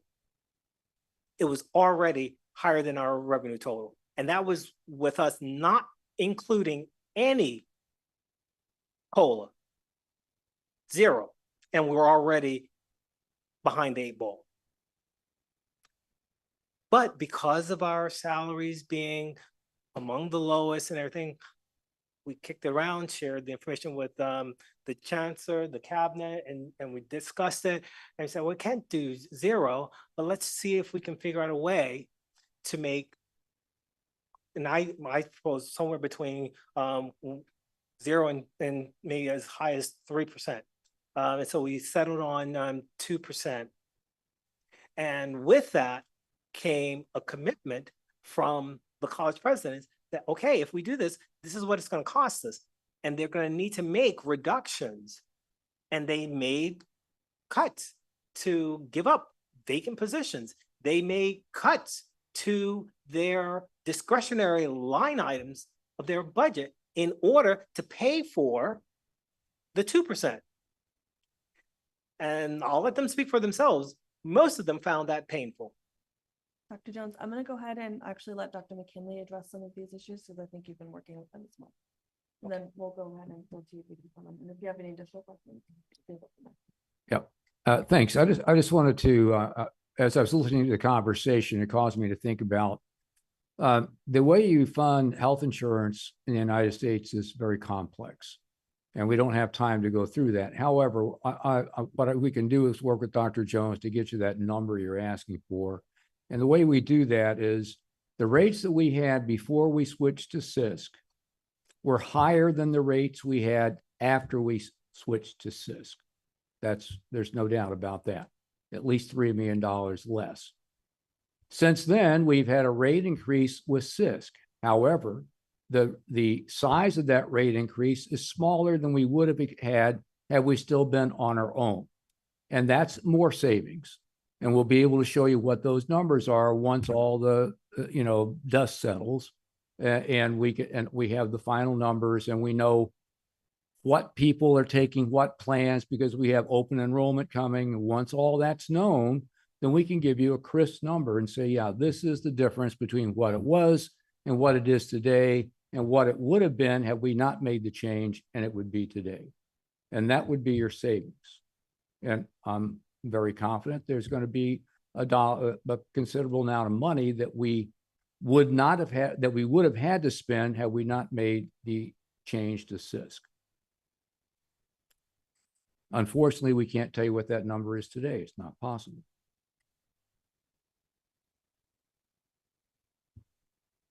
Okay. Thank you. VP Clement. Dr. Jones, back in March, April, May, we were in constant discussions about the full-time health benefit for our part-time faculty. Correct. And the discussion was around whether the state was going to follow through on their paying 100%, and then we would no longer have to pay our 50% that we'd previously been paying. So I guess that my question is, did the state follow through on covering the 100%? And do we have a figure on roughly how much we saved by implementing the 100% from the state? Well, what I can say is that we turned everything in. I don't think that we've gotten payment yet for that. So no, we won't. We won't know that. I can give you the best answer possible. The money is still there in the budget that was approved by it's there. So they didn't take the money out. That doesn't mean we're going to get it, but it's still there. And we don't know what the allocations, we don't know what every other district has done. We don't have any idea how that's going. And the state chancellor's office is currently working on some kind of an approach to deal with the multi-district issue, because no one has a way to administer that. No one has a clue. The legislature's great wisdom didn't include that in the bill, just that you had to do it. So if their money is, if the money is going to be, we're going to be allowed to get the money, then we have to spend it first. And after we spend it, then we can get our reimbursement if the money is actually going to be paid out. And if that happens, yes, we won't pay anything. If it doesn't happen, then we will. So I mean, that's the situation we're in. Have we done everything that we're supposed to do at this point? Yeah, we filed everything we're supposed to file. We are in the plan. And if there is a reimbursement that's given and exactly how much we'll get, even if it is, it's based on how many of the districts have signed up for it. Because if all of them signed up for it, there will not be enough money to reimburse everybody 100%. Exactly. And we don't know what that percentage might be. Okay. And we have not received, obviously. And we have not received any guidance from anybody about anything. So the one other comment I had about our processes, and just to kind of reemphasize what Trustee Gonzalez Brito brought up, and we had this discussion earlier in the Finance Committee meeting. Yes. Our processes are not, right now they're designed to make decisions at the last minute. Just because of the way we set up our budget process. And I strongly believe that we have to get away from that model, that we have to start earlier, and the gaps between the initial budget and, the January budget, the governor's budget, and the May revise, we're going to have to be creative and using our legislators and, talking to people in Sacramento and the chancellor's office, and trying to figure out as close as possible and scenario different types of budgets so we can have those discussions as opposed to waiting for the May revise. And then we have 2 weeks to basically approve the tentative budget. And then we come back and we have 2 more weeks, a first and second week, to approve our, final budget. It's just I think for the board, it's hard for us to go through a 185-page document and try and figure out whether it makes sense or not. And I know, it's not our job to do the details, but there's a lot of questions, obviously, we've had tonight. And it seems the more we spread that discussion out and that process out, then the more discussion will happen. And we may get to those PGC votes or PVC, whatever's required of 10-0, like Trustee Ewan talked about. Yeah. I Agreed. kind of, if I may, I'd like to take it a little bit of a step further. I'd like to talk about community engagement with our budget beyond the participatory governance process. I do think that our system needs a lot of improvement, but I'd like to see maybe something we can have a discussion on later on in this process, is to really start to engage our community in this. Because for me, not having full buy-in from the PGC is a problem. And I think that the staff and faculty are a significant portion of our workers here in the district. And so for me, approving a budget that they're not okay with in that way, it bothers me, just to be really frank. So for me, I'm thinking as an organizer, what can we do to engage our community in the future? And again, having a longer timeline for us to be able to review the budget and get community input. We have a lot of decisions that that this board will have to make in the next couple of years that are going to drastically affect the community that we serve. And so I want to make sure that we just kind of have that on our radar for the next process, because I think that's going to be really important. Yeah, I think I absolutely agree. Having a higher degree of participation is absolutely appropriate. And I hope that we get it, but I also am a realist. We have created opportunities for feedback, and Absolutely. unfortunately, And we've these not decisions come from gotten. the board, right? Like, we set the tone for this. So Yeah. it's not a criticism of anybody in Oh, particular. I'm yeah. just saying, as a board, we should really think about more creative ways to engage our community in this process, especially as we have SCIF, OPEB, we have a lot of obligations coming up and a lot of decisions to make together. So Well, I just look wanted forward- to say that. I look forward to working with you and anyone else on how do we do that in an effective way. Yeah. So I know that we had some processes in terms of engagement. But it's a huge red flag when you have the admin and faculty and staff divided in that way with PGC. So I agree with Trustee Quinlan, Vice President Quinlan, that we give ourselves more time. Expediency is counter to equity. Every time we're in an emergency about something, it raises for me whether we can actually achieve some level of equity within what we're proposing, or whether we're actually doing some harm because we're moving so quickly and without everybody's full engagement. And so I have real concerns. And, 2%, it seems like it was chosen, as a best assumption for where we would end up. And I'm not sure, from what I'm hearing, 2% is far from where staff and faculty want to end up. And so I'm concerned that we're going to approve a budget that is not realistic.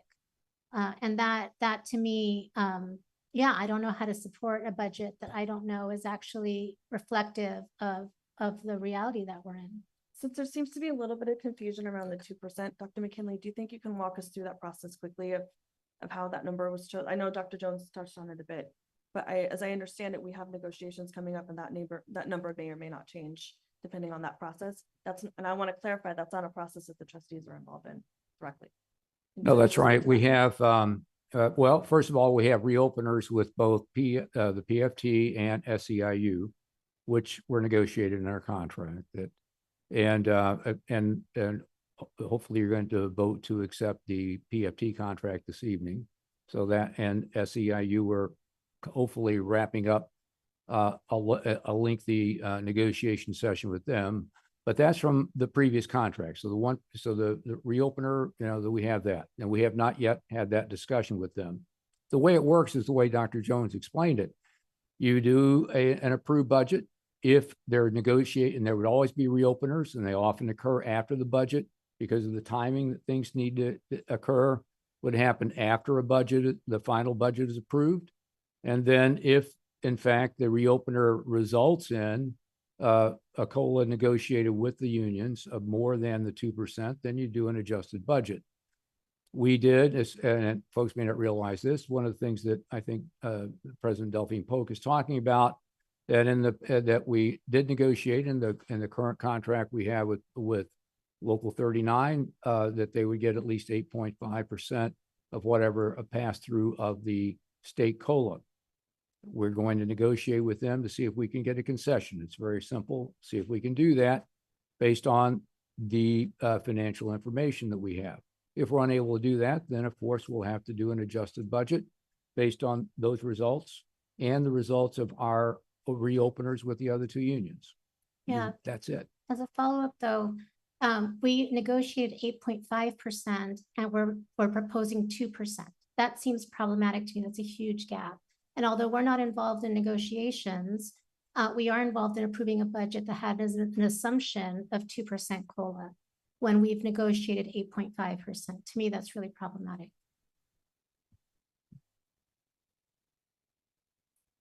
I can't answer that. I didn't do the budget. I'm not I'm not trying to pass the buck. I'm just simply saying that that's not what I do as an HR person. What we will do is negotiate with the unions in good faith based on the information that we have. Thank you. You're welcome. Trustee Johannes? So back to the participatory governance, and very clearly you stated that that's just our process. We did exactly what we're supposed to do, or y'all did exactly what you're supposed to do. And then President Delphine Polk mentioned, we should find more creative ways of engaging the community. And perhaps I'm thinking too simplistically, but creative ways kind of seems like just how can we get an advisory vote, but right now with this board, maybe the next board won't care or not care, but won't be as enthusiastic about it. So how can we just change the policy? Like, as the board right now, can we just say, hey, we don't need to be creative, let's have them in the conversation? And I think if that is something we can possibly do, I think regarding this 2%, 8% situation, if others were more aware or, let to be known more aware of what is happening with the district and the funding. You know, I would take 2% before I have no job, before the district closes. And if that's the reality at this point, we are closer and closer. Even the last conversation, there's a conversation regarding consolidation, closing one of the schools. Let's not do, that's a lot of jobs gone. So I want to kind of stop this conversation because it's getting into the weeds of negotiations and that's not our role. And I know our legal counsel is on, so Natasha, please correct me if I'm overstepping or wrong in some way. No, thank you, President. Yeah, the budget conversation and the negotiations conversations should really be distinct. The budget line items, even as they relate to COLA, do not dictate the district's positions in bargaining.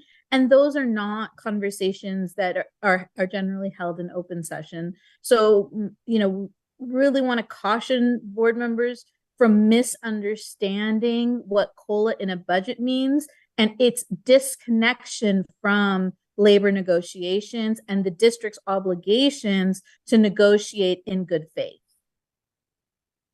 Thank you. And just, I guess my final point is just, I'd like to discuss at some point, possibly looking at that policy and reviewing it and possibly changing it, amending it at some point. Thank you. Trustee Reese, go ahead. One more question. The tentative budget and this budget that we are approving, there really ought not be so incredible a difference between the two, right? Or maybe let me talk specifically about the tentative budget we approved June 23rd, right around there, and this. Not so, was there much of a difference? I'm sorry, I have to go back to the June 23rd. There were, on the expense budget side, there weren't very many differences. Most of the differences were on the revenue line items, and I shared what those were. I ask because the process that occurs with the enacted budget necessitates that we're going to always be in that compacted bind in terms of a consultation process, because that process, the enacted budget, comes out in August, and then we all come back in September, right? Or I mean, faculty comes back in September. And so the processes associated with that, with a turnaround of September 30, that this needs to be brought forth, is always going to be much more contracted. Absolutely, because it's tied to the state budget calendar. Exactly. And that's just the So facts. I'm saying that out loud because I want us to know that as much as we would like to really kind of make this much more broad and not respond to this, not kind of have people expeditiously go through this, there are two things for us to remember. The tentative budget goes through that process. And then there are things that happen in August that are kind of beyond our ability, that are going to be on the new budget that has a very quick turnaround time. And so we have to understand that there's certain things that cannot help but be expedited as a result of the state's action and our obligation to turn it in September 30. I do agree, though, that we should try to, as much as is possible, get the process through our bodies. And I'm not talking about AB 1725 specifically, but I'm talking about, because that's just for the district academic senate and the academic senate. But I am talking about in terms of consultation with our constituents. But I also am highlighting that there are certain objective dates that are outside of our control in terms of our obligation to submit this new budget. Both are correct. There is absolutely room for improvement to get a higher level of participation and engagement if we modify our process. That can be done, yes. It will probably not be as much time as folks would like because of those hard dates that are tied to the state process. That's unavoidable. unless we can change the state budget calendar, which I'm not optimistic that that's going to happen. But nonetheless, I think both are true. Yes, we can provide a higher level of engagement, and yes, we still must meet the state deadlines. Thank you. Okay, seeing no more questions, we can move on. Thank you very much. Our agenda. Thank you, Dr. Jones. Okay, so let's move to 6.1, review of administrative procedures 7900, employee remote work. It's over to you, Dr. McKinley. Yes, thanks. And once again, good evening, everyone. So this is 7900 is our remote work AP. I'll just remind everyone that we went through the shared governance process. It was voted for an affirmative to recommend to the chancellor in the last semester by the PGC. There was one minor change, so the chancellor took into consideration that minor change, and she again changed that minor change a different way, which actually everyone liked. And so because she did that, then we took it back to the PGC at its meeting last Friday. PGC voted unanimously to recommend to the chancellor to promulgate the remote work AP. And of course, we're bringing it to the board as an informational item. There's no action that the board should take or needs to take on this. And the plan is to have the chancellor will promulgate this when she comes back. And we will then produce an e-form where employees will then be able to ask for, if you will, an arrangement to have a continued remote work or a new remote work agreement with the district. Are there any questions, colleagues? All right, seeing none, we can move to approval of all consent items. It is listed under informational. Is that a mistake or? Yes, Madam President, it should be under consent. Just checking. Okay, so the consent calendar, let's go ahead and can I hear a motion to approve the consent calendar? We did pull 10.1, 10.2 to action. So moved. Thank you, Trustee Withrow. Second. Second. Thank you, Trustee Johannes. Discussion, hearing none. Let's go to a vote. Student Trustee Masson, Yes. Trustee Withrow, Aye. Trustee Johannes, Yes. Trustee Gonzalez Yuan, Yes. Trustee Napoleon Bellarice, Yes. Trustee Gonzalez Brito, Yes. Trustee Quinlan, Yes. Trustee Delphine Polk. Yes, Motion passes. thank you. Let's go ahead and move to our action items, and I'll add the pulled items from consent at the end. So let's start with 12.1, consider the approval of a tentative agreement between the Peralta Community College District and the Peralta Federation of Teachers regarding successor collective bargaining agreement negotiations. Move approval. Thank you. Thank you. Any discussion on this? Seeing none, let's go ahead and move to a vote. My apologies, I didn't hear who seconded the motion. It Thank was you, sir. VP Quinlan. Thank you. Student Trustee Masson, Yes. Trustee Withrow, Yes. Trustee Johannes, Yes. Trustee Gonzalez Yuan, Yes. Trustee Napoleon Bellarice, Yes. Trustee Gonzalez Brito, Yes. Trustee Quinlan, Yes. Trustee Delphine Polk. Yes. Motion passes. Great, thank you. 12.2, consider adoption of resolution 23/24-105, approving an agreement incorporating piggyback contract for purchase of digital marketing services. Madam President, can we move items 12.2, 3, and 4 in a group? Yes, that would be great. So moved. Second. I oppose that. Then I withdraw my motion. Okay. It was already on consent, we didn't pull it. 12.4. So we can do two, like the one. Do 12. Okay, we'll do it one by one. So 12.2, who motion, please? Second. Thank you.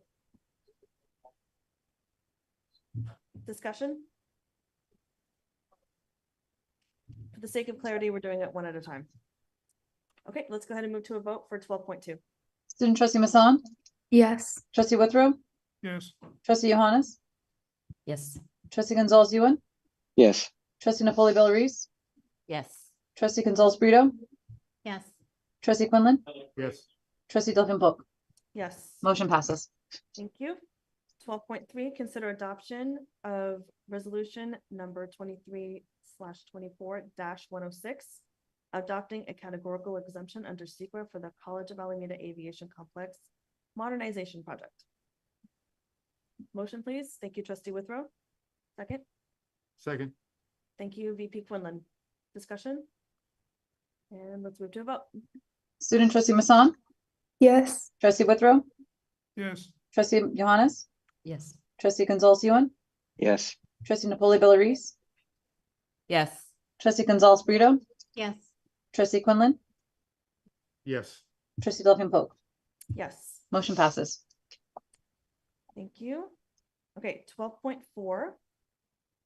Consider adoption of resolution 23/24-107, authorizing the purchase of Microsoft software licenses pursuant to FCCC Microsoft Campus Agreement 2024, year 4 of 4.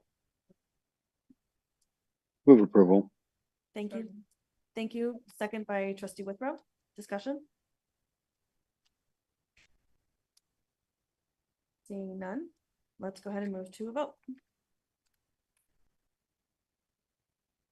Student trustee Masson, Yes. trustee Withrow, Yes. trustee Johannes, Yes. trustee Gonzalez Ewan, Yes. trustee Napoli Bellarice, Yes. trustee Gonzalez Brito, Yes. trustee Quinlan, Abstain. trustee Delphine Polk. Yes. Motion passes. Thank you. Now we'll go to the two pulled items from consent. 10.1, consider review of the warrant payment report for the period covering July 1, 2023 through July 31st, 2023. Motion, please. Thank you, trustee Withrow. Second. Second.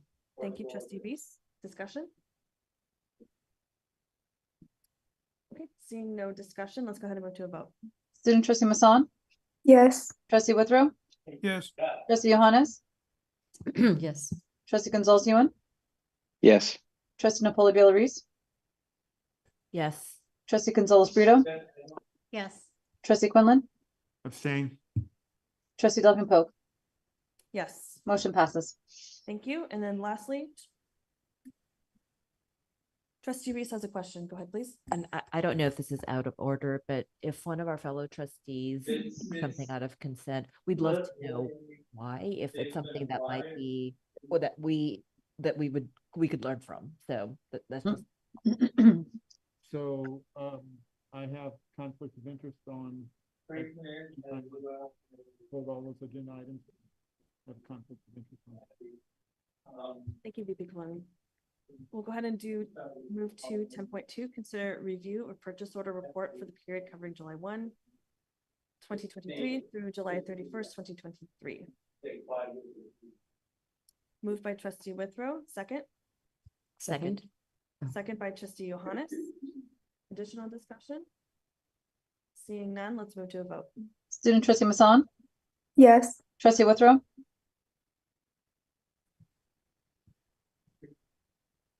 Trustee Withrow is yes. oh, thank you. Trustee Johannes, Yes. trustee Gonzalez Ewan, Yes. trustee Napoli Bellarice, Yes. trustee Gonzalez Brito, Yes. trustee Quinlan, Abstain. trustee Delphine Polk. Yes. Motion passes. Okay, thank you very much, folks. Let's go ahead and move to Board of Trustees reports. Please raise your hand if you have a report. We'll start with trustee Gonzalez Brito and work our way right. Yeah, thank you. I just wanted to say that over the break, I met with the young people at the Poor People's Campaign of Laney College around affordable housing and heard their stories. Again, I know we had heard them here, but I had more time to talk with them about the need for affordable housing. I know we've had a situation come up with the state in terms of the grant and that changing.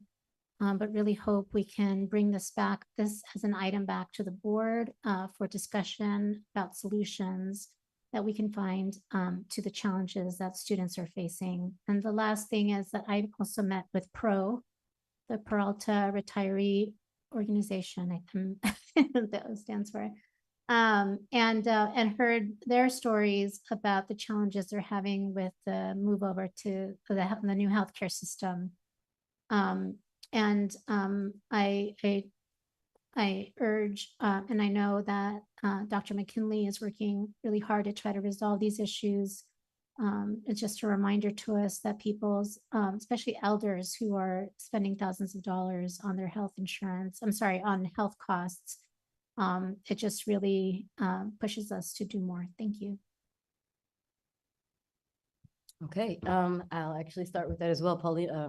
Trustee Gonzalez Rito and I were both in that same meeting with Peralta Retirement Organization, I assume always.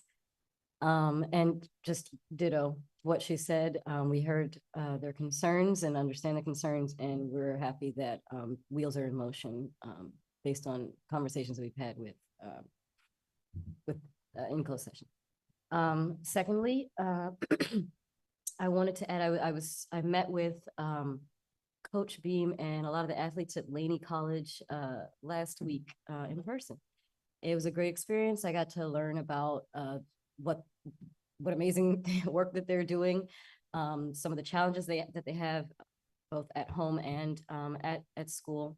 I want to continue to keep them just keep them in mind when we make certain decisions, which I'll speak on at another time. But all that to say, this Friday, they will be dedicating the stadium to Dr. Bill Riley, who's a former trustee here. They're going to be dedicating the football field. It'll be known as, so it's going to be Bill Riley Stadium. The football field will be Stan Peters football field, and the track will be Proverbs Jacob track. That's this Friday, starting at 4 with tacos and ceremony at 5. The third thing, I have 4. It's okay. Don't. The third thing, I want to thank, it's not up online yet because it's up to me to have to set up my Zoom, but I want to thank Mark Johnson and IT Srujanatumu, if I'm saying that correctly, who helped set up my Zoom. So what I would like to do moving forward, I'll have a registration for Zoom on the Peralta website under my bio, and I'll have drop-in hours every 2 weeks on opposite Tuesday of our meeting. So I think next Tuesday I won't have it because I want to announce next time that where to go on the website and all the things, but just know that I'll have drop-in for the community students, faculty, whomever, opposite Tuesdays of our meetings. And the fourth thing, I just wanted to add that today is a new year for the Ethiopian and Eritrean community. I am wearing some sort of Ethiopian clothing of sorts, a little makeshift American version hoodie. Yeah, and so I'm also wearing jewelry. And it's the year 2016 in Ethiopia. We follow a different calendar. You're intrigued, I see. I will leave you at intrigue. You will Google it and find out on your own why that is. But it's the new year today and it's 2016. So thank you. Thank you. Yes, I have had numerous conversations and email correspondences with members of PRO. And the thing that has been most disheartening about this process is basically the lack of communication back from the district. When they put numerous requests in to find out what's happening and there's no response. And so I would just encourage, and I think Dr. McKinley addressed some of the reasons for that's happened, but that we don't do that anymore. The second thing I would like to bring up is I attended a number of enrollment events at Alameda and Laney and Merritt. And I would like to really thank our classified staff. They were out in force at all of those. It was a pleasure to see students basically walk from station to station to station. They walked in asking questions. They walked out enrolled in classes. And it was great. I mean, these kind of events, I describe it as a trustee, for me, there's kind of a fierce joy around it because it improves our image in the community. It makes us feel proud of our colleges and our classified staff, and faculty were there, administrators were there, Dr. Johnson was there, Dr. Besikoff was there. And it's a really kind of festive atmosphere because it means our colleges are moving forward. And so I would especially like to thank our classified staff for the role they played in this those events. Do we have reports on this side? Nope. I'll just say that I attended the webinar for the Chancellor's Office with Dr. Sonia Christian. And I am very, very excited, and we should all be very excited that we have Dr. Sonia Christian there, because I think that she is very committed to many things that maybe are, she's committed to many things. And so the Vision 2030 is going to be interesting. It's going to be interesting in terms of its implementation. And I think it's probably going to be, of course, it's building on the old vision and some of the same kind of metrics that are announced by Oakley Ortiz. However, this is a new vision that I can get behind in a manner that was a little bit more difficult with the old vision of Dr. Oakley Ortiz. So I'm excited, but if you don't know what the 2030 vision is, please take a look at it. And my other thing would be just also, it's Rosh Hashanah. So it's the Jewish holiday. And so for those that do celebrate, Shana Tova. Thank you. First of all, I'm really glad to be back from recess. It feels like it's been a long time since we've been in this room, because it has been. So some of the things that I've been doing, I've also met with the Poor People's Campaign to discuss affordable housing for students. And I've been working pretty closely with some affordable housing folks to get more information about what that would be, and meeting with people who have helped develop affordable student housing at the community college level. So I've been doing a lot of research. It's kind of what I was diving into during this recess. I did join Dr. Johnson the other day at the groundbreaking for the horticulture building at Merritt College, and was able to offer some remarks on behalf of us and the district. So it's great to get back out on campus, and hopefully we'll be able to see what they're growing soon. So in addition to the other holidays, I also want to note that this is Friday is the beginning of Latina Heritage Month. And so I'm sure we're going to be seeing and hearing a lot of student activities around that. And so I'm going to be very visible around on campus. And then lastly, I will be bringing back my in-person office hours, and that will be posted on my Twitter account. So Twitter, X, whatever it is called today. I'm still very active on it, so feel free to reach out. Okay. And the student trustee does have their hand up, so go ahead, please. Hello, everyone. After hearing that Club Rush at BCC was going to be held this Wednesday, I just wanted to share that clubs are a great way for students to get involved and be a part of the community on campus. Separately, I wanted to share that I've started attending student government meetings to get input for the board. And that concludes my report. Thank you. Thank you, student trustee. VP Quinlan, I believe you have some announcements. I do. Announcements for September 12th, 2023. Fall is free at the Peralta Colleges. Late start classes are available at each of the colleges, with 14-week classes starting this week, plus 10 and 8-week classes starting in October. Please visit www.peralta.edu to start the enrollment process. Laney College is hosting a Pride celebration tomorrow. I believe we got a flyer from Dr. Besikoff. Wednesday, September 13th, 2023. Join Laney in the quad for resources, community building, activities, and food from 11:30 to 1:30. The Bond Measure Oversight Committee will meet in person here in the boardroom tomorrow, September 13th, from 5:30 p.m. to 7:30 p.m. The meeting is also available on Zoom. Visit www.peralta.edu for details. The Peralta Community College District celebrates National Hispanic Heritage Month from September 15th through October 15th. Events are planned at each of the colleges. Visit the college websites for details. Chancellor Jackson and the Department of Public Safety will be hosting a town hall meeting on public safety on Monday, September 25th from 9:30 a.m. to 11:30 a.m. via Zoom. Details will be posted on the Peralta website later this week. And finally, save the date. 2 weeks from tonight, on September 26th, PCTV will be hosting a reception celebrating emeritus status. The board recently bestowed upon many faculty classified professionals administrators and trustees. Please join us in the atrium prior to the board meeting. That's it. All right. And I believe, Dr. Besikoff, you wanted to end our meeting in memoriam. Thank you. Tonight, I'd request that the board adjourn in memory of two Laney colleagues. First, longtime Laney College instructor and Peralta instructor Ava Clark had funeral services yesterday. She was with the district from 1966 until 2019, beginning her career at Vista College and teaching in a number of disciplines that included learning resources, and a discipline that provides probably the most personal of attention that we provide in Peralta. Rosanna Clark, her daughter, has left contact information, which I included in my board report this evening for colleagues or friends who wish to reach out. Like so many who give of themselves in the field of education, Clark's legacy will endure in the students and Peralta colleagues she impacted during her years with us. Also, on Saturday, September 2nd, the Laney community was saddened with the news that chemistry professor Philip Tu had passed away.